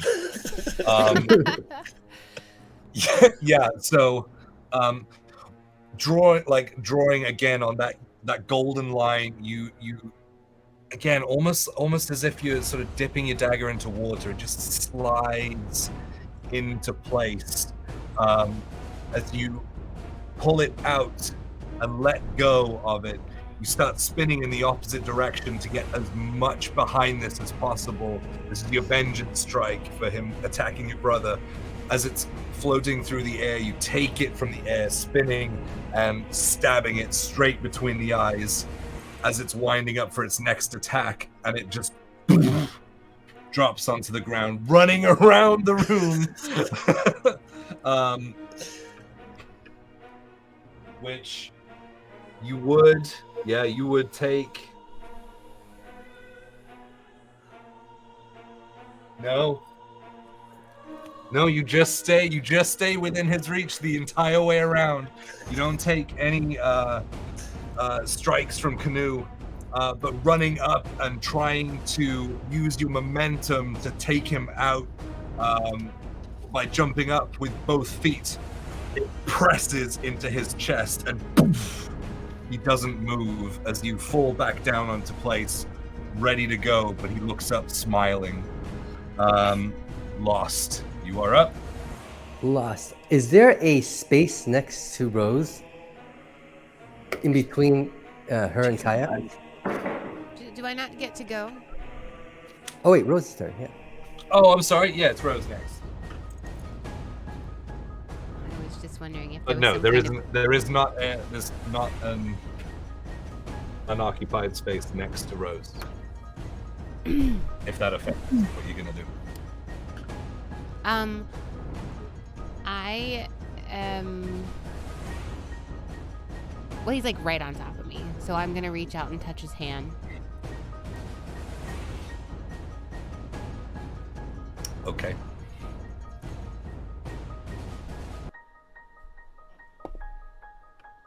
And I'm gonna hit with Try to- a. That's a 27 to hit. Nice. That hits. So I cast Vampiric Touch on him, Okay. and Cool. now that I know that worked, let me get this dice out for that. And it is. Oh, yeah.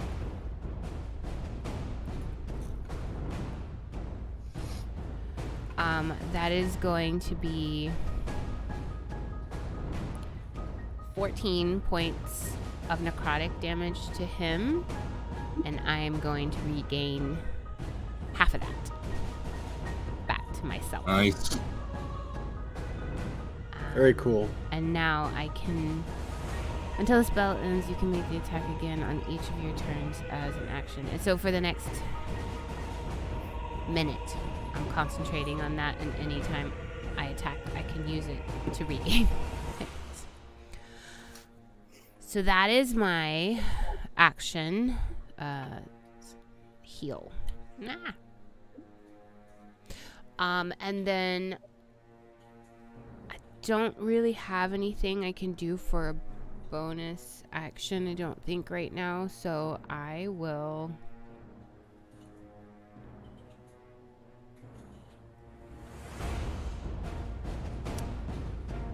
No, I'm gonna just stay put, obviously, because everyone's here. Cool. Okay. Yeah. How does the vampiric touch look? I think this is drawing on something like my animate dead, like Poppy, you know. So it still has that kind of golden sparkle to it, but it has it definitely has like a deep shadow when I touch his arm or whatever, and like you see like a golden shadow, a golden sparkle kind of go through a shadow, and where I touch almost becomes like decomposes a little bit before I let go. Like starts to wither as you grip around his his wrist, where he's holding the glaive after striking you. You grab on for a second. I would imagine that the arm that I touch him with that has been gashed, you literally can see it healing itself and me drawing that life out of him to do so. So as you grab onto his wrist that he just struck you with his with the hand in front, you grab on for a second, but that's enough for that golden edge shadow to start withering his arm. He instinctively pulls back from that touch, but it's enough. As you pull back, and I would say you're not the only one who deals in shadows. And with that, everyone kind of behind her would watch as this golden thread starts weaving its way, stitching back together, and then sealing the wound on her arm. Awesome. Anything else? No. All right. Lost. You are up. All right, I am up. Okay.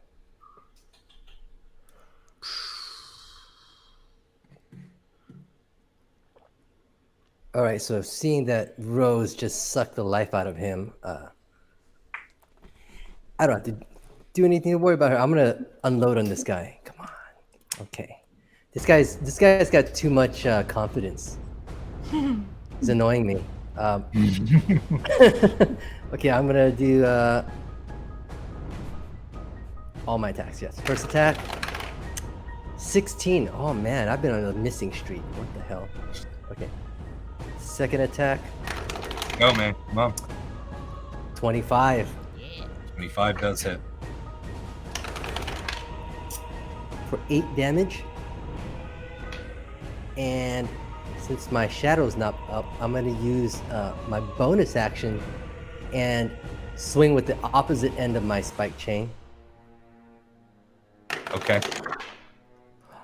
For 27 to hit. That hits. I almost never use this, so this is 1d4, right? 1d4. 9 damage. Wow. That's all. Is he still smiling? Is he still smug?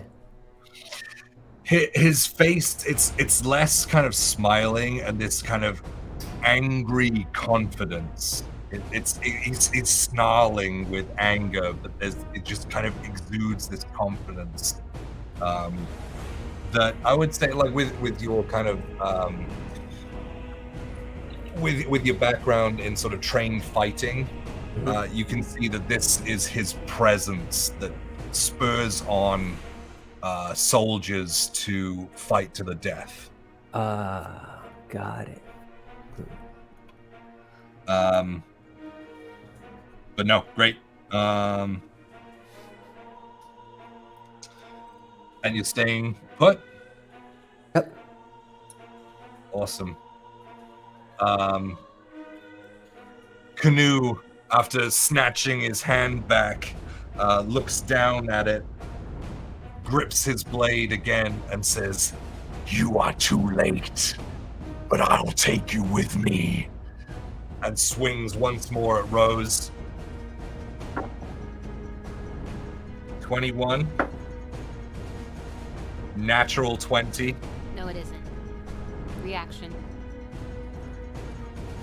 And a 17. They all hit, but none of them are critical. Ooh. What a roller coaster of emotions just now. I want to use my interception on one of those.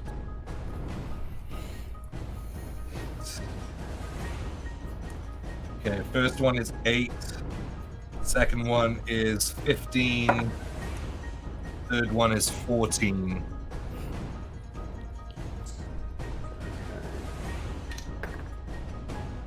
So I can stop 10 points of that. Wait, what? You're absorbed. You take 10 points less than all of that. Okay. As he just starts, it's just there's less method behind this. It's just angry strikes. He's just bringing it down with all of the just force rather than technique. As he starts slashing into you, kind of knocking the shield around as you try and like hold your ground. Your allies are watching you kind of get beat from side to side and back. In places he's just like angrily just crack, crack, crack. Yeah, you see Kaya's whip come in and just wrap around his arm, and he's pulling on it. He's not stopping the blows, but he's helping deflect him some of the power from them. Exactly what I was gonna say. Oh, sorry. No, you're totally good. I'm glad we're on the same wavelength. As the final strike hits, he pulls back, kind of breathing heavily, and just says, "It's fine. I'll just come back later."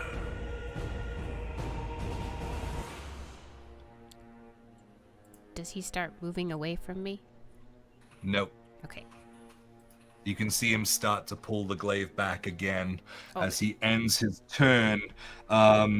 Lily, you are up.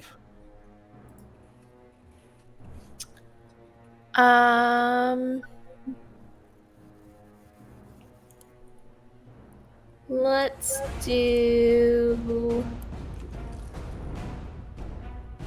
Dissonant Whispers again at level 3. So wisdom save. Okay. At disadvantage still. We still Yes. X.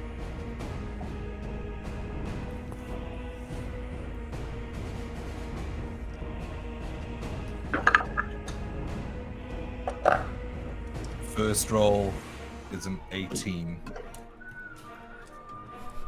I swear to gods, Jay.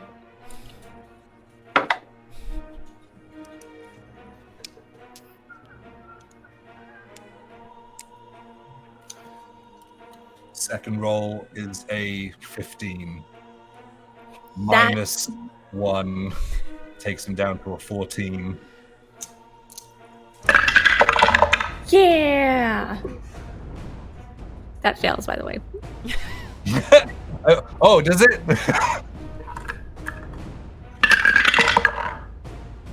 Ooh! It's really good rolls. I'll tell you. No, I won't. I don't want to affect it. Come on.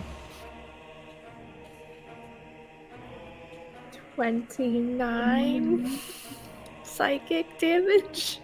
You had 20 hit points left. How do you want to do this? Yes! Nice. Use your flex point and do something really crazy. Oh, yeah.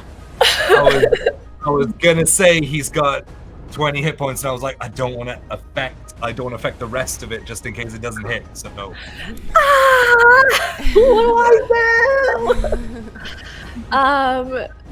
Oh gosh. Well, okay. So he is just angrily striking with like reckless abandon. All technique is gone. He's And just what's striking wildly. No, Ouija, you can't roll this. I want to always play with my dice. What his weapons and axe? It's a glaive. Glaive. I don't know what that is. What does that look like? It's a very long pole arm with a blade on the end. Long pole arm with a blade. Okay. It looks like an X-Acto knife. But just big. Not far off. Yeah. Okay. All right, so he's wildly swinging his glaive. My hex girl, as she's like, whispering chaos into his brain. I want him to like break the glaive in half and try and like shove it into his ears to like like quiet his chaos whispers. And my brain, I'm trying to reel it back a little bit because like my brain is going way too far. I essentially want him to like rip his skull in half, like shoving it into his ears, and I want it to just like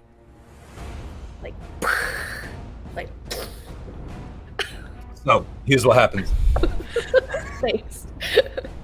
The whispers start entering his head again, and he starts to recognize that same spell, but this time the hex girl on his shoulders grabs his head by his ears and yanks his head around so he's facing Lily upside down directly, maybe 5 feet away, as the whispers get more and more intense. And I still have my mask on. Yes, your form of dread is still there, the sort of half broken china mask with one side being a skull. He almost fighting against it, snaps his glaive across his knee and just goes, no, and stabs both sides of the glaive through his skull. You see one side come out the back, the other side comes out through the front, and he just wrenches it in 2 different directions, and it just scattering pieces of sinew and head across the floor.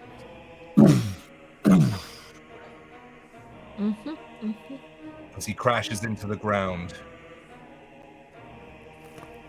With that, you watch as the remainder of the pieces of his body start to melt into black, leaving behind his rusted armor, and it seeps down between the stone and disappears. I don't like that. I wanted to collect bits. Well done. Do you want to do anything else? No. I did pick up that bag from the last session. Just wanted to remind myself and you. You got the pack. Okay. Yeah. Dope. Sweet.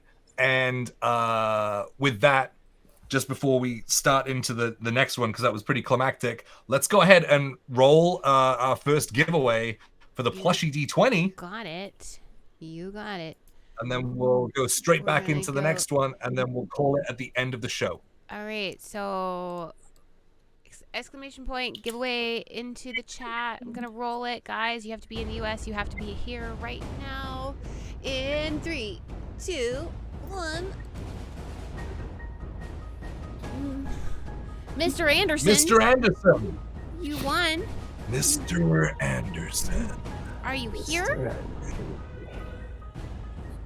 You gotta be here. Put a little message in the chat for us. Just be like, oh. Hey, Mr. Anderson. Mr. Anderson. It doesn't look like they're in the chat. That's all right. Okay. Give it Gonna another couple seconds. do one of these. Nope. 3, 2, Mr. Anderson is not in the Matrix. Okay. 1. No, right? Alrighty, I'm gonna roll again in 3, Roll again. That's 2, it. That's how we do it. 1. Jared Harper. Jared Harper. Jared. Jared Harper. Jared There Harper. it is. I can't do that voice. Are you here, I'm Jared? here. You gotta stay. Type a little something in the chat for us, Jared. He's in there. Type something. Come on. Come on, buddy. Got us on. Oh, yeah! Yeah. Awesome. Awesome. You can join our Discord. And Jay will finish Yes, that I'm typing sentence. Yes, join our Discord. Hop in there and send me, Swole Initiative, a DM and just say Plushy D20. And I will collect all of your information after the stream. Thank you so much. And now we're going to start a giveaway for a Norse series set of dice, which is like this one right here. They are metal dice with Nordic symbols on each of the high numbers from Norse Foundry once more. So, what's up? I was just going to say, make sure you, if you haven't, you can still do ! giveaway. Oh, it's still up. Yeah, I got it going. Okay, that's what I was. Yeah. Yep. Sweet! ! Giveaway in the chat, and we will roll this at the end of the show. Have to be in the US. Have to be here. Awesome. Moving on from that head-splitting turn. Kaya, you are up.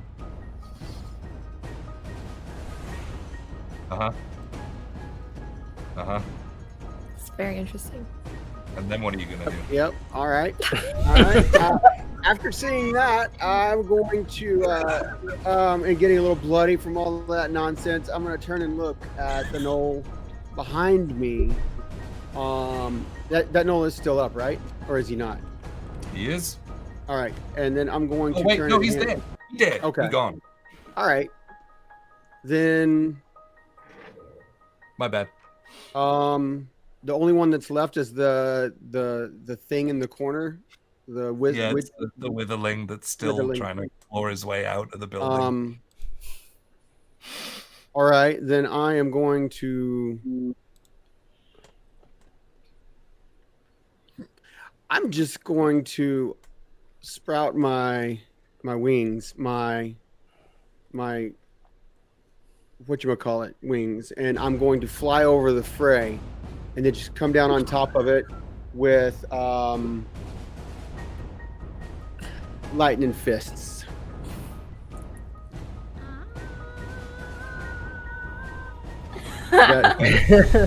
Is that all right? Can Yeah. anybody hear me? Yeah, we hear you. I was giving you Okay. background music. Oh, okay. So that's a Pretty sure I'm not allowed to sing that song. 12, on here, so. 16. So 24. 24. A 24 will hit. I won't even look that up. And the second one is a 19. Yes, that will also hit. All right, so that'll be 6. So 16 points of lightning damage. Nice. 16 points. Yeah, so it does not look well. All right. Bonus action, one more shot. I'm not gonna use flurry of blows. That's 20 to hit. Actually, it's 22. It was a 14 plus 8, so 22 to hit, and that'll be 8 points of lightning damage. 8 points. How do you want to finish this poor thing off? So as I fly and land down on him, I just rain 3 big shots on its face from above, and just kind of like a pouncing, like the way a like maybe a flying squirrel would do. Flying squirrel. Yeah, flying squirrels known for pouncing on their prey. Yeah, they're metal Um, as fuck. Flying through the room with ethereal dragon wings behind him, just like a flying squirrel. Pounces on the Gnoll Witherling. just laying in these quick, like, ba ba ba, like couple of blows. It's already like pressed, scared against the wall, and you just drill his skull against the stone until it just shatters, and the body is left there as it slowly kind of slumps down. It's already kind of sat in the corner. It just slides down the wall. All right, And- that I should have used maybe like the way a raptor would come down on its prey, but I went with the fuzzy creature. I don't know why. I have no excuse. It's That's it. it's pure Yep. Kaya energy. So Yep. yeah. So that's Remind me never to go to Kaya's hometown where fucking squirrels are like dangerous. He lives in Australia. That's where he lives. Kaya lives in so Australia. yeah, that's my turn. I'll turn around and say, all right, guys. I don't know if there's anybody else in here. We should. Yeah. All right. So, what do we do now? And that's my turn. I'd like to look at my bag. I'll come down from the ceiling. Okay. Good. So the things don't fall out. Yeah. Like, I was gonna say earlier that like every time she got knocked off the pedestal, it was like the tendons in her legs would like stretch out, and then they would pop back into place, and she would come back up to the ceiling. I've been sick this week. I don't have any. Yeah. we can head back to the roleplay screen when you are ready. Sorry. Thank you. I'm not paying attention. Fix that. Yes. So, as that moment hits where there are no enemies left in the room, what is everyone doing? We are out of initiative. I'm Looking gonna go in the that bag. room and You're looking in the bag, and you're going to. I want to go in the room and check on Diego and Antonio. Okay. All right. So you head off into the room. Opening the pack, you find a bunch of what looks like kind of cobbled together rations, bits of fruit like apples and things, some dried meats, like things like that. And also there would be 2 other stiletto blades in there.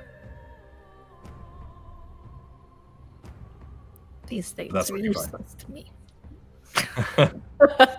I'll Putting 2 and 2 together, you realize that this is probably Diego's pack, who was headed out. Yeah. I'll just hold it for whenever like he. So, well, I guess Canoe made the decision for us on who we were going to take out first. But that's good. We don't need to worry about him now, and we were able to get to him without having to go through a big camp.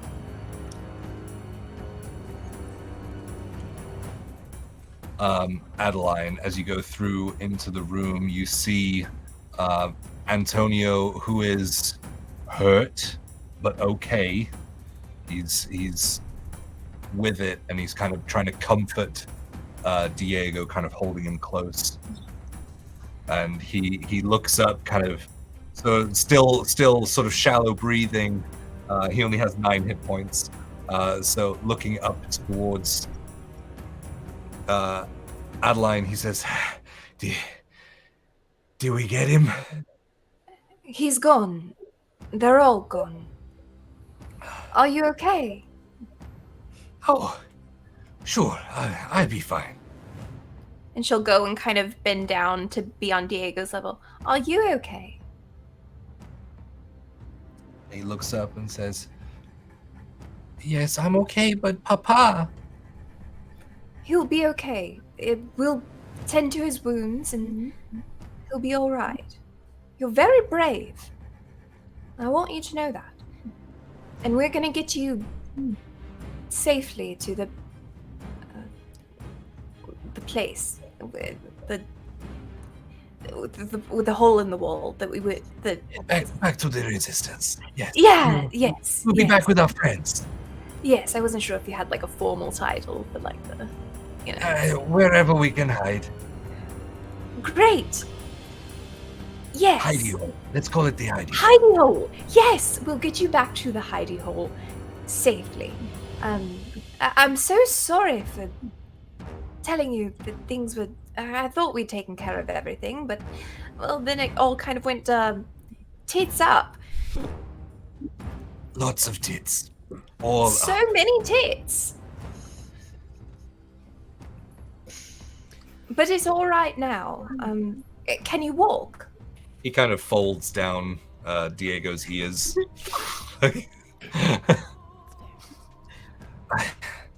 I should be able to walk, yes. We need to get out of this place pretty quickly. There was a fair amount of noise caused. Agreed. If nothing going else, to- it's going to attract more of the undead.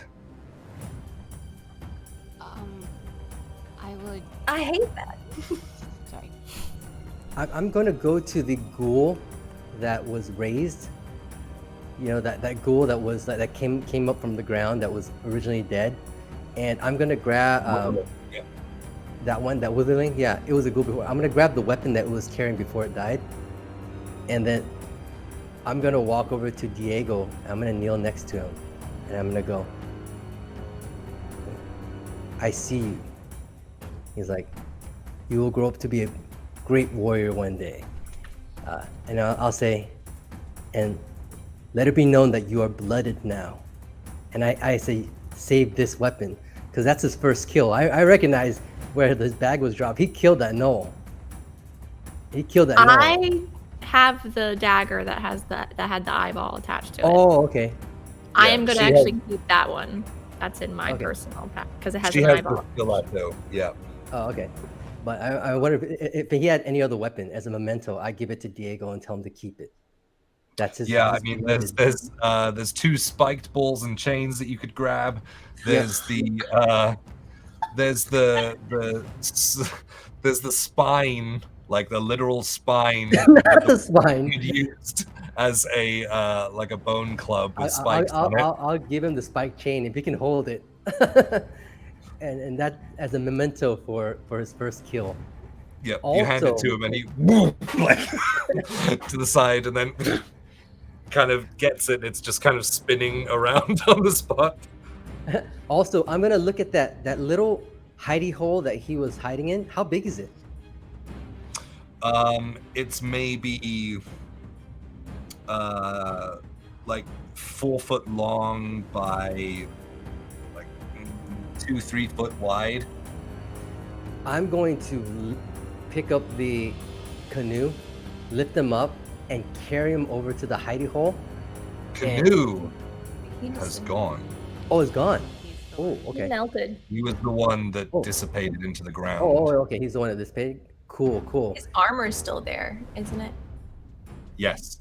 Oh, His I'll take armor is that. still there. The body of the other gnolls and the skin of the one that he killed. I will. I will try to hide as much as that in the hidey hole. It's not, I'll it's not like decompose I've done all this of those before, things. but leaving evidence behind is not something you should. So you're gonna take the pieces of armor of Canoe and put it. Yep. And try to Okay. hide it and clean up because, I mean- we- Regardless of how big the hole is, you're able to shove the rest of it under the bed anyway. awesome. So it's covered. I'm also gonna cast decompose on all the creatures that are left. Yeah. So pretty much everything instantly just starts to melt away into that sort of black ooze, and it seeps between the stones in the ground and disappears. I don't like that. Before I cast decompose, or I don't need to. No, that's you do it as Oh, you and stand and up it's and like go to walk almost away. It just instantaneous? Oh, that's different. That's not how that usually works. I fear we haven't quite seen the last of Canoe. you can make a religion check. Adeline, you can make a religion or a history check if you'd like. Ooh, okay. You know which As one it is. Diane would say, an unnatural 20. 18 for history. Lily, if you want to, you can make a history or a religion check as well. Oh, I was gonna go hand the pack to Diego. Okay. So a natural 20 and 18 for history. 18 for history. Okay. So between the two of you kind of investigating what is happening, finally it starts to click with the historic check on Inogu and the Gnolls and where they were born from, and it starts to click, right? It starts to click that they're not bestial. Oh. They're not beasts. And then Rose cuts in, they're demons, they're demonic. So they return back to their plane. Right. And with a combined like 38 between you, the words that Canoe uttered, that he could come back,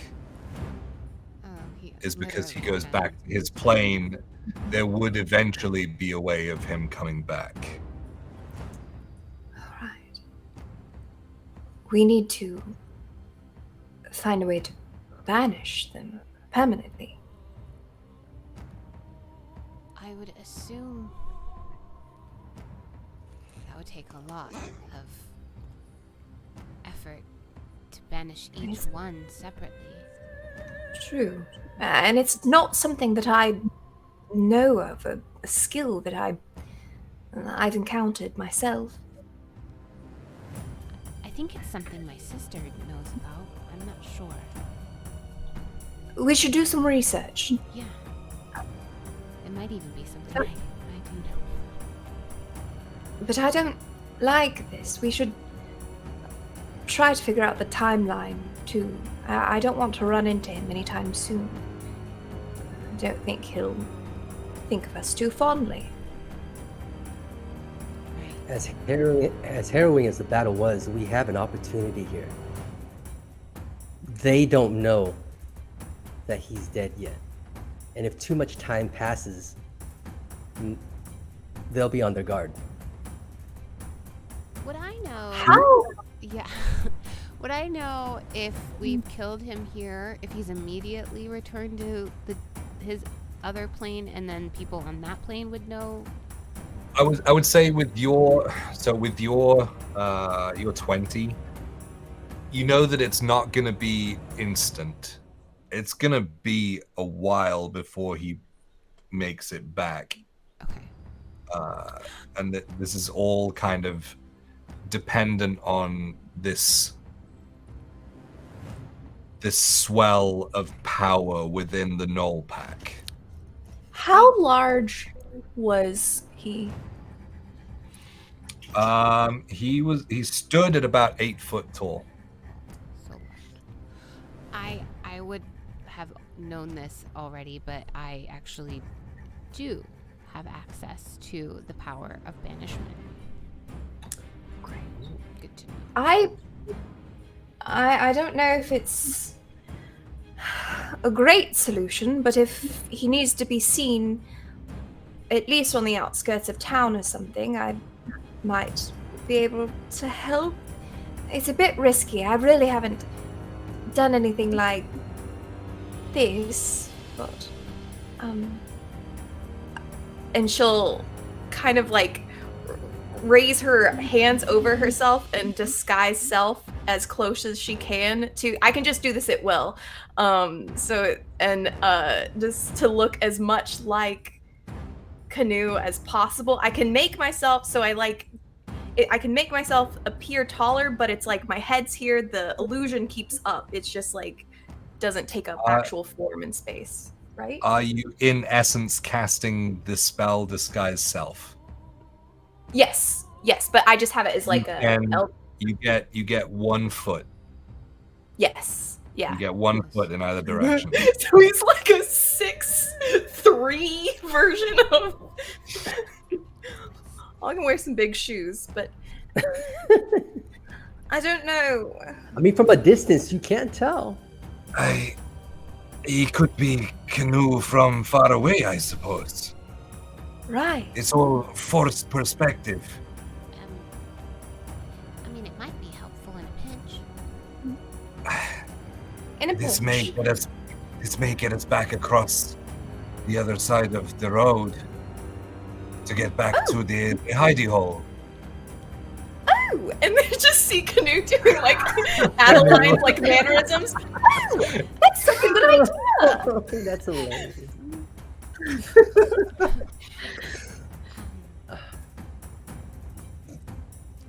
I think this is more terrifying than the real Canoe.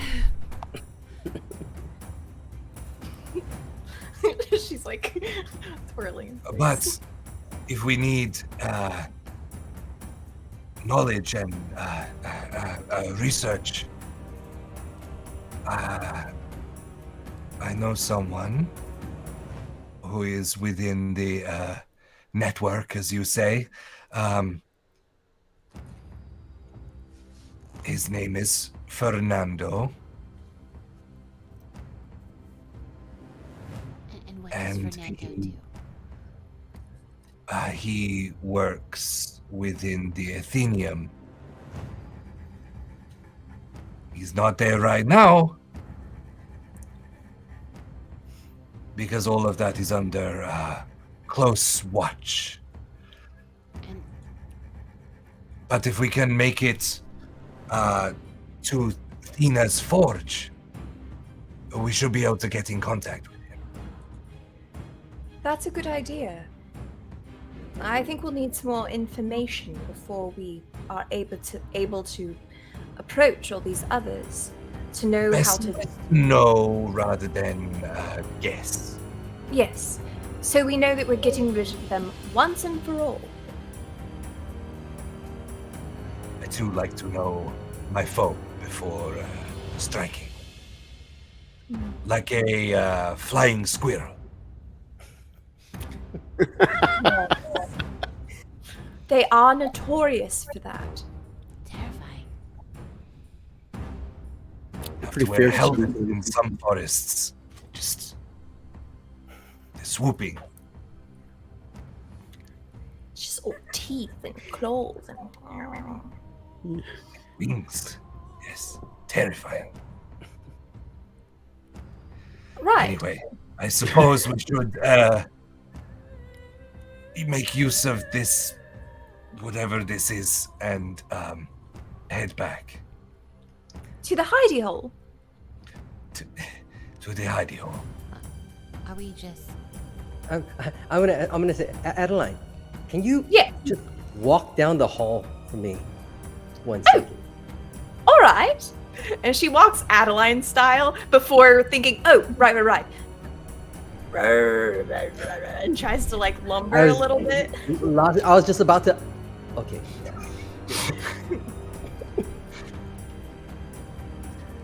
Antonio looks up at you, Lost, and says, "Good thinking." But then Let she us- turns around and curtsies afterwards.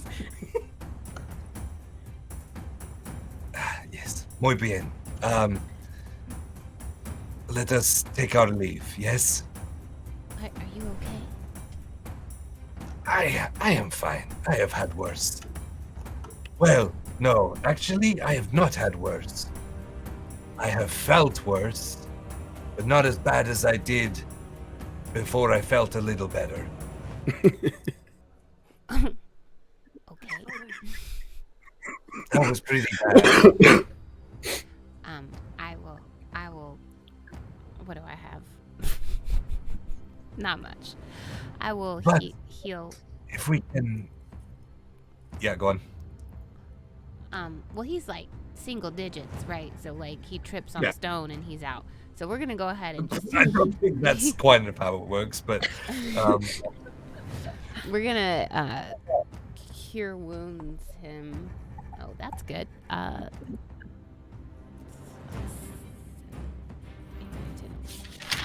13. 13. Mm-hmm.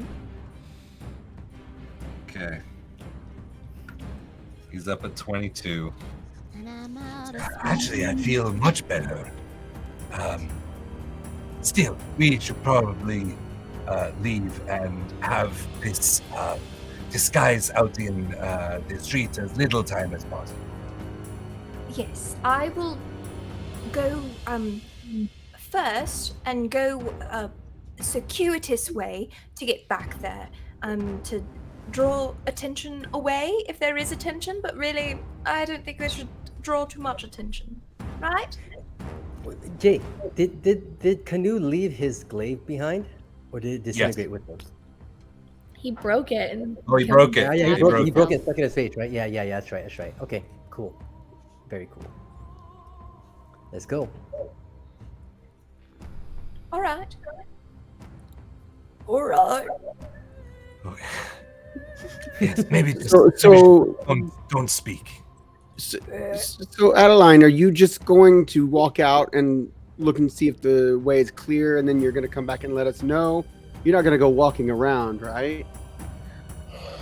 I believe And you'll hear in your mind, yes, I'll let you know when you can go. Well, or don't get too far away by yourself. I had in my head that you were going to lead us like prisoners.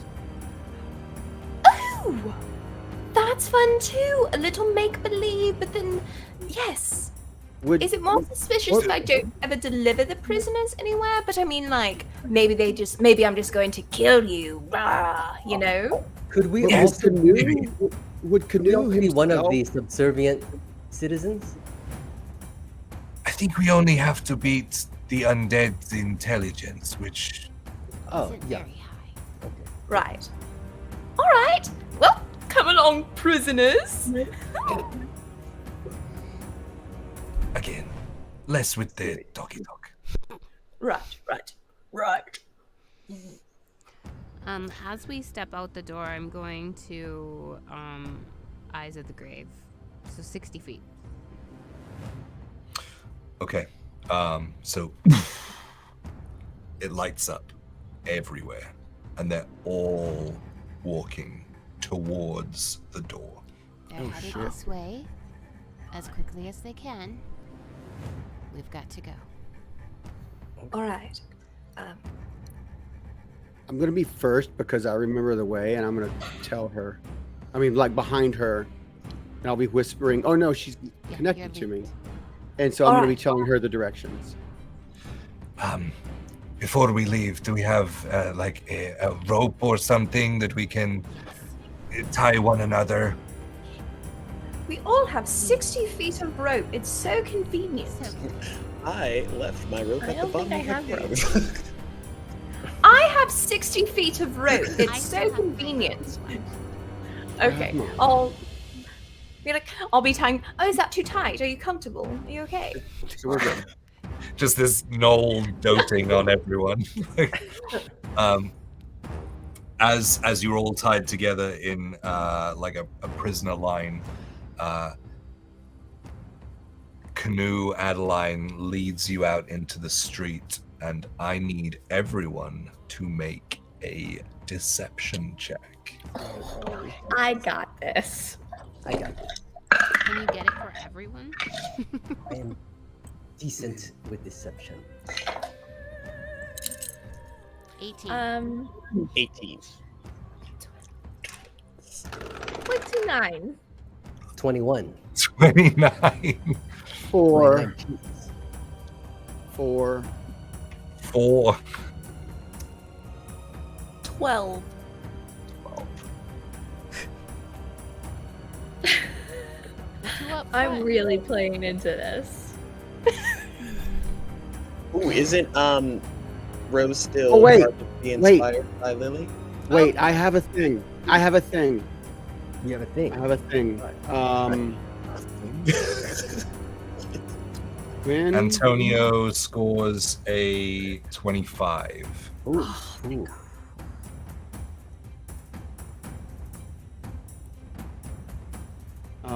What is it called? Draconic Presence. If I fail... Oh, that's Intimidation or Persuasion. Damn it. Never mind. 1, 2, 3. Yeah. You just make it with Antonio's. Some low rolls, guys. I've been You rolling are good mad. all night, and then I screw that up. Led across the street, you watch as the undead surrounding you are walking towards you, and they get closer and closer until they're 10 feet away. And then they stop in their tracks and just watch as you lead the line across the road into the shadows of the alley. And that's where we're going to end tonight. Yes. Ooh, boy! Shenanigans. I was super scared you were going to fuck up on that last roll. I did, actually. There's a little bit more priss in his walk than there used to be. Like, yeah. Fantastic. Thank you so much. Thank you so much, guys. Thank you for the for follows, for the subs. Like, Don't forget the giveaway. massive shout out to Stronghold. That was nuts. Thank you so much. I get overwhelmed with the support that you guys show us, and it means so much that you come back week after week to share in our stories that we tell together. Yeah, it's really dope. It's really dope that we get to do this. We have one more giveaway to roll. If you aren't already following us, please do give us a follow. It helps us out a ton, and it'll roll a character for you on the screen. We're gonna roll the giveaway in a couple of beats. You do have to be in the US. You have to be here to claim it. This is for a Norse series set of dice from Norse Foundry. We can roll it when you're ready. All right, let's go. 3, 2, 1, go. Oh, Me? Jesus, why are you even eligible? What the heck? We're gonna do that again. Thank you so much. Ronan! Ronan, there you go. Ronan! I don't remember what it was for. What was it? North Series dice? You got the dice that you were looking for. Oh yeah, you said These are the he dice Yeah, you've he been said he was looking looking for them. Sorry, I did it. Ronan, are you here? Oh no, Ronan. Yeah. Okay. Okay. He's like, yeah, good stream, guys. Yeah, give me a message in the Discord, and just say Norse series, and I got a couple of giveaways to send out because we've been away and then work and things, so I've got a couple to send away this weekend. Thank you so much, guys. We're gonna set up to raid someone. Yeah. I don't have my thing up. Oops.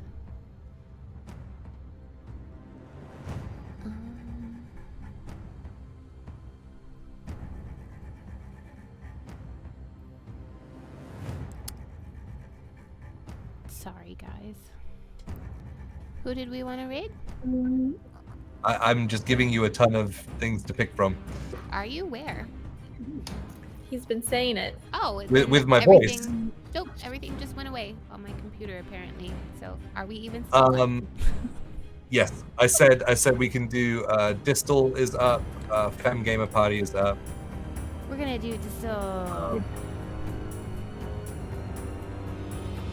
Did you hear me? Distal? Yeah. Yeah. Okay. We're gonna raid Distal's place. They're super supporters of us. So go and shed the love on them as well. We're going. You'll actually get 250 extra channel points for participating in the raid, which then you can turn around and turn into flex points for our shows. So we're going to be back on Monday for Legends of Shargal, DM'd by the one and only pretty DM Diane DiCarlo. So make sure you're back here for that.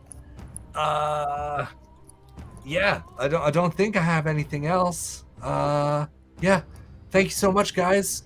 So much love. This is so fun. Thank you and thank you. Bye. Thank you for starting your weekend off the right way. There it is.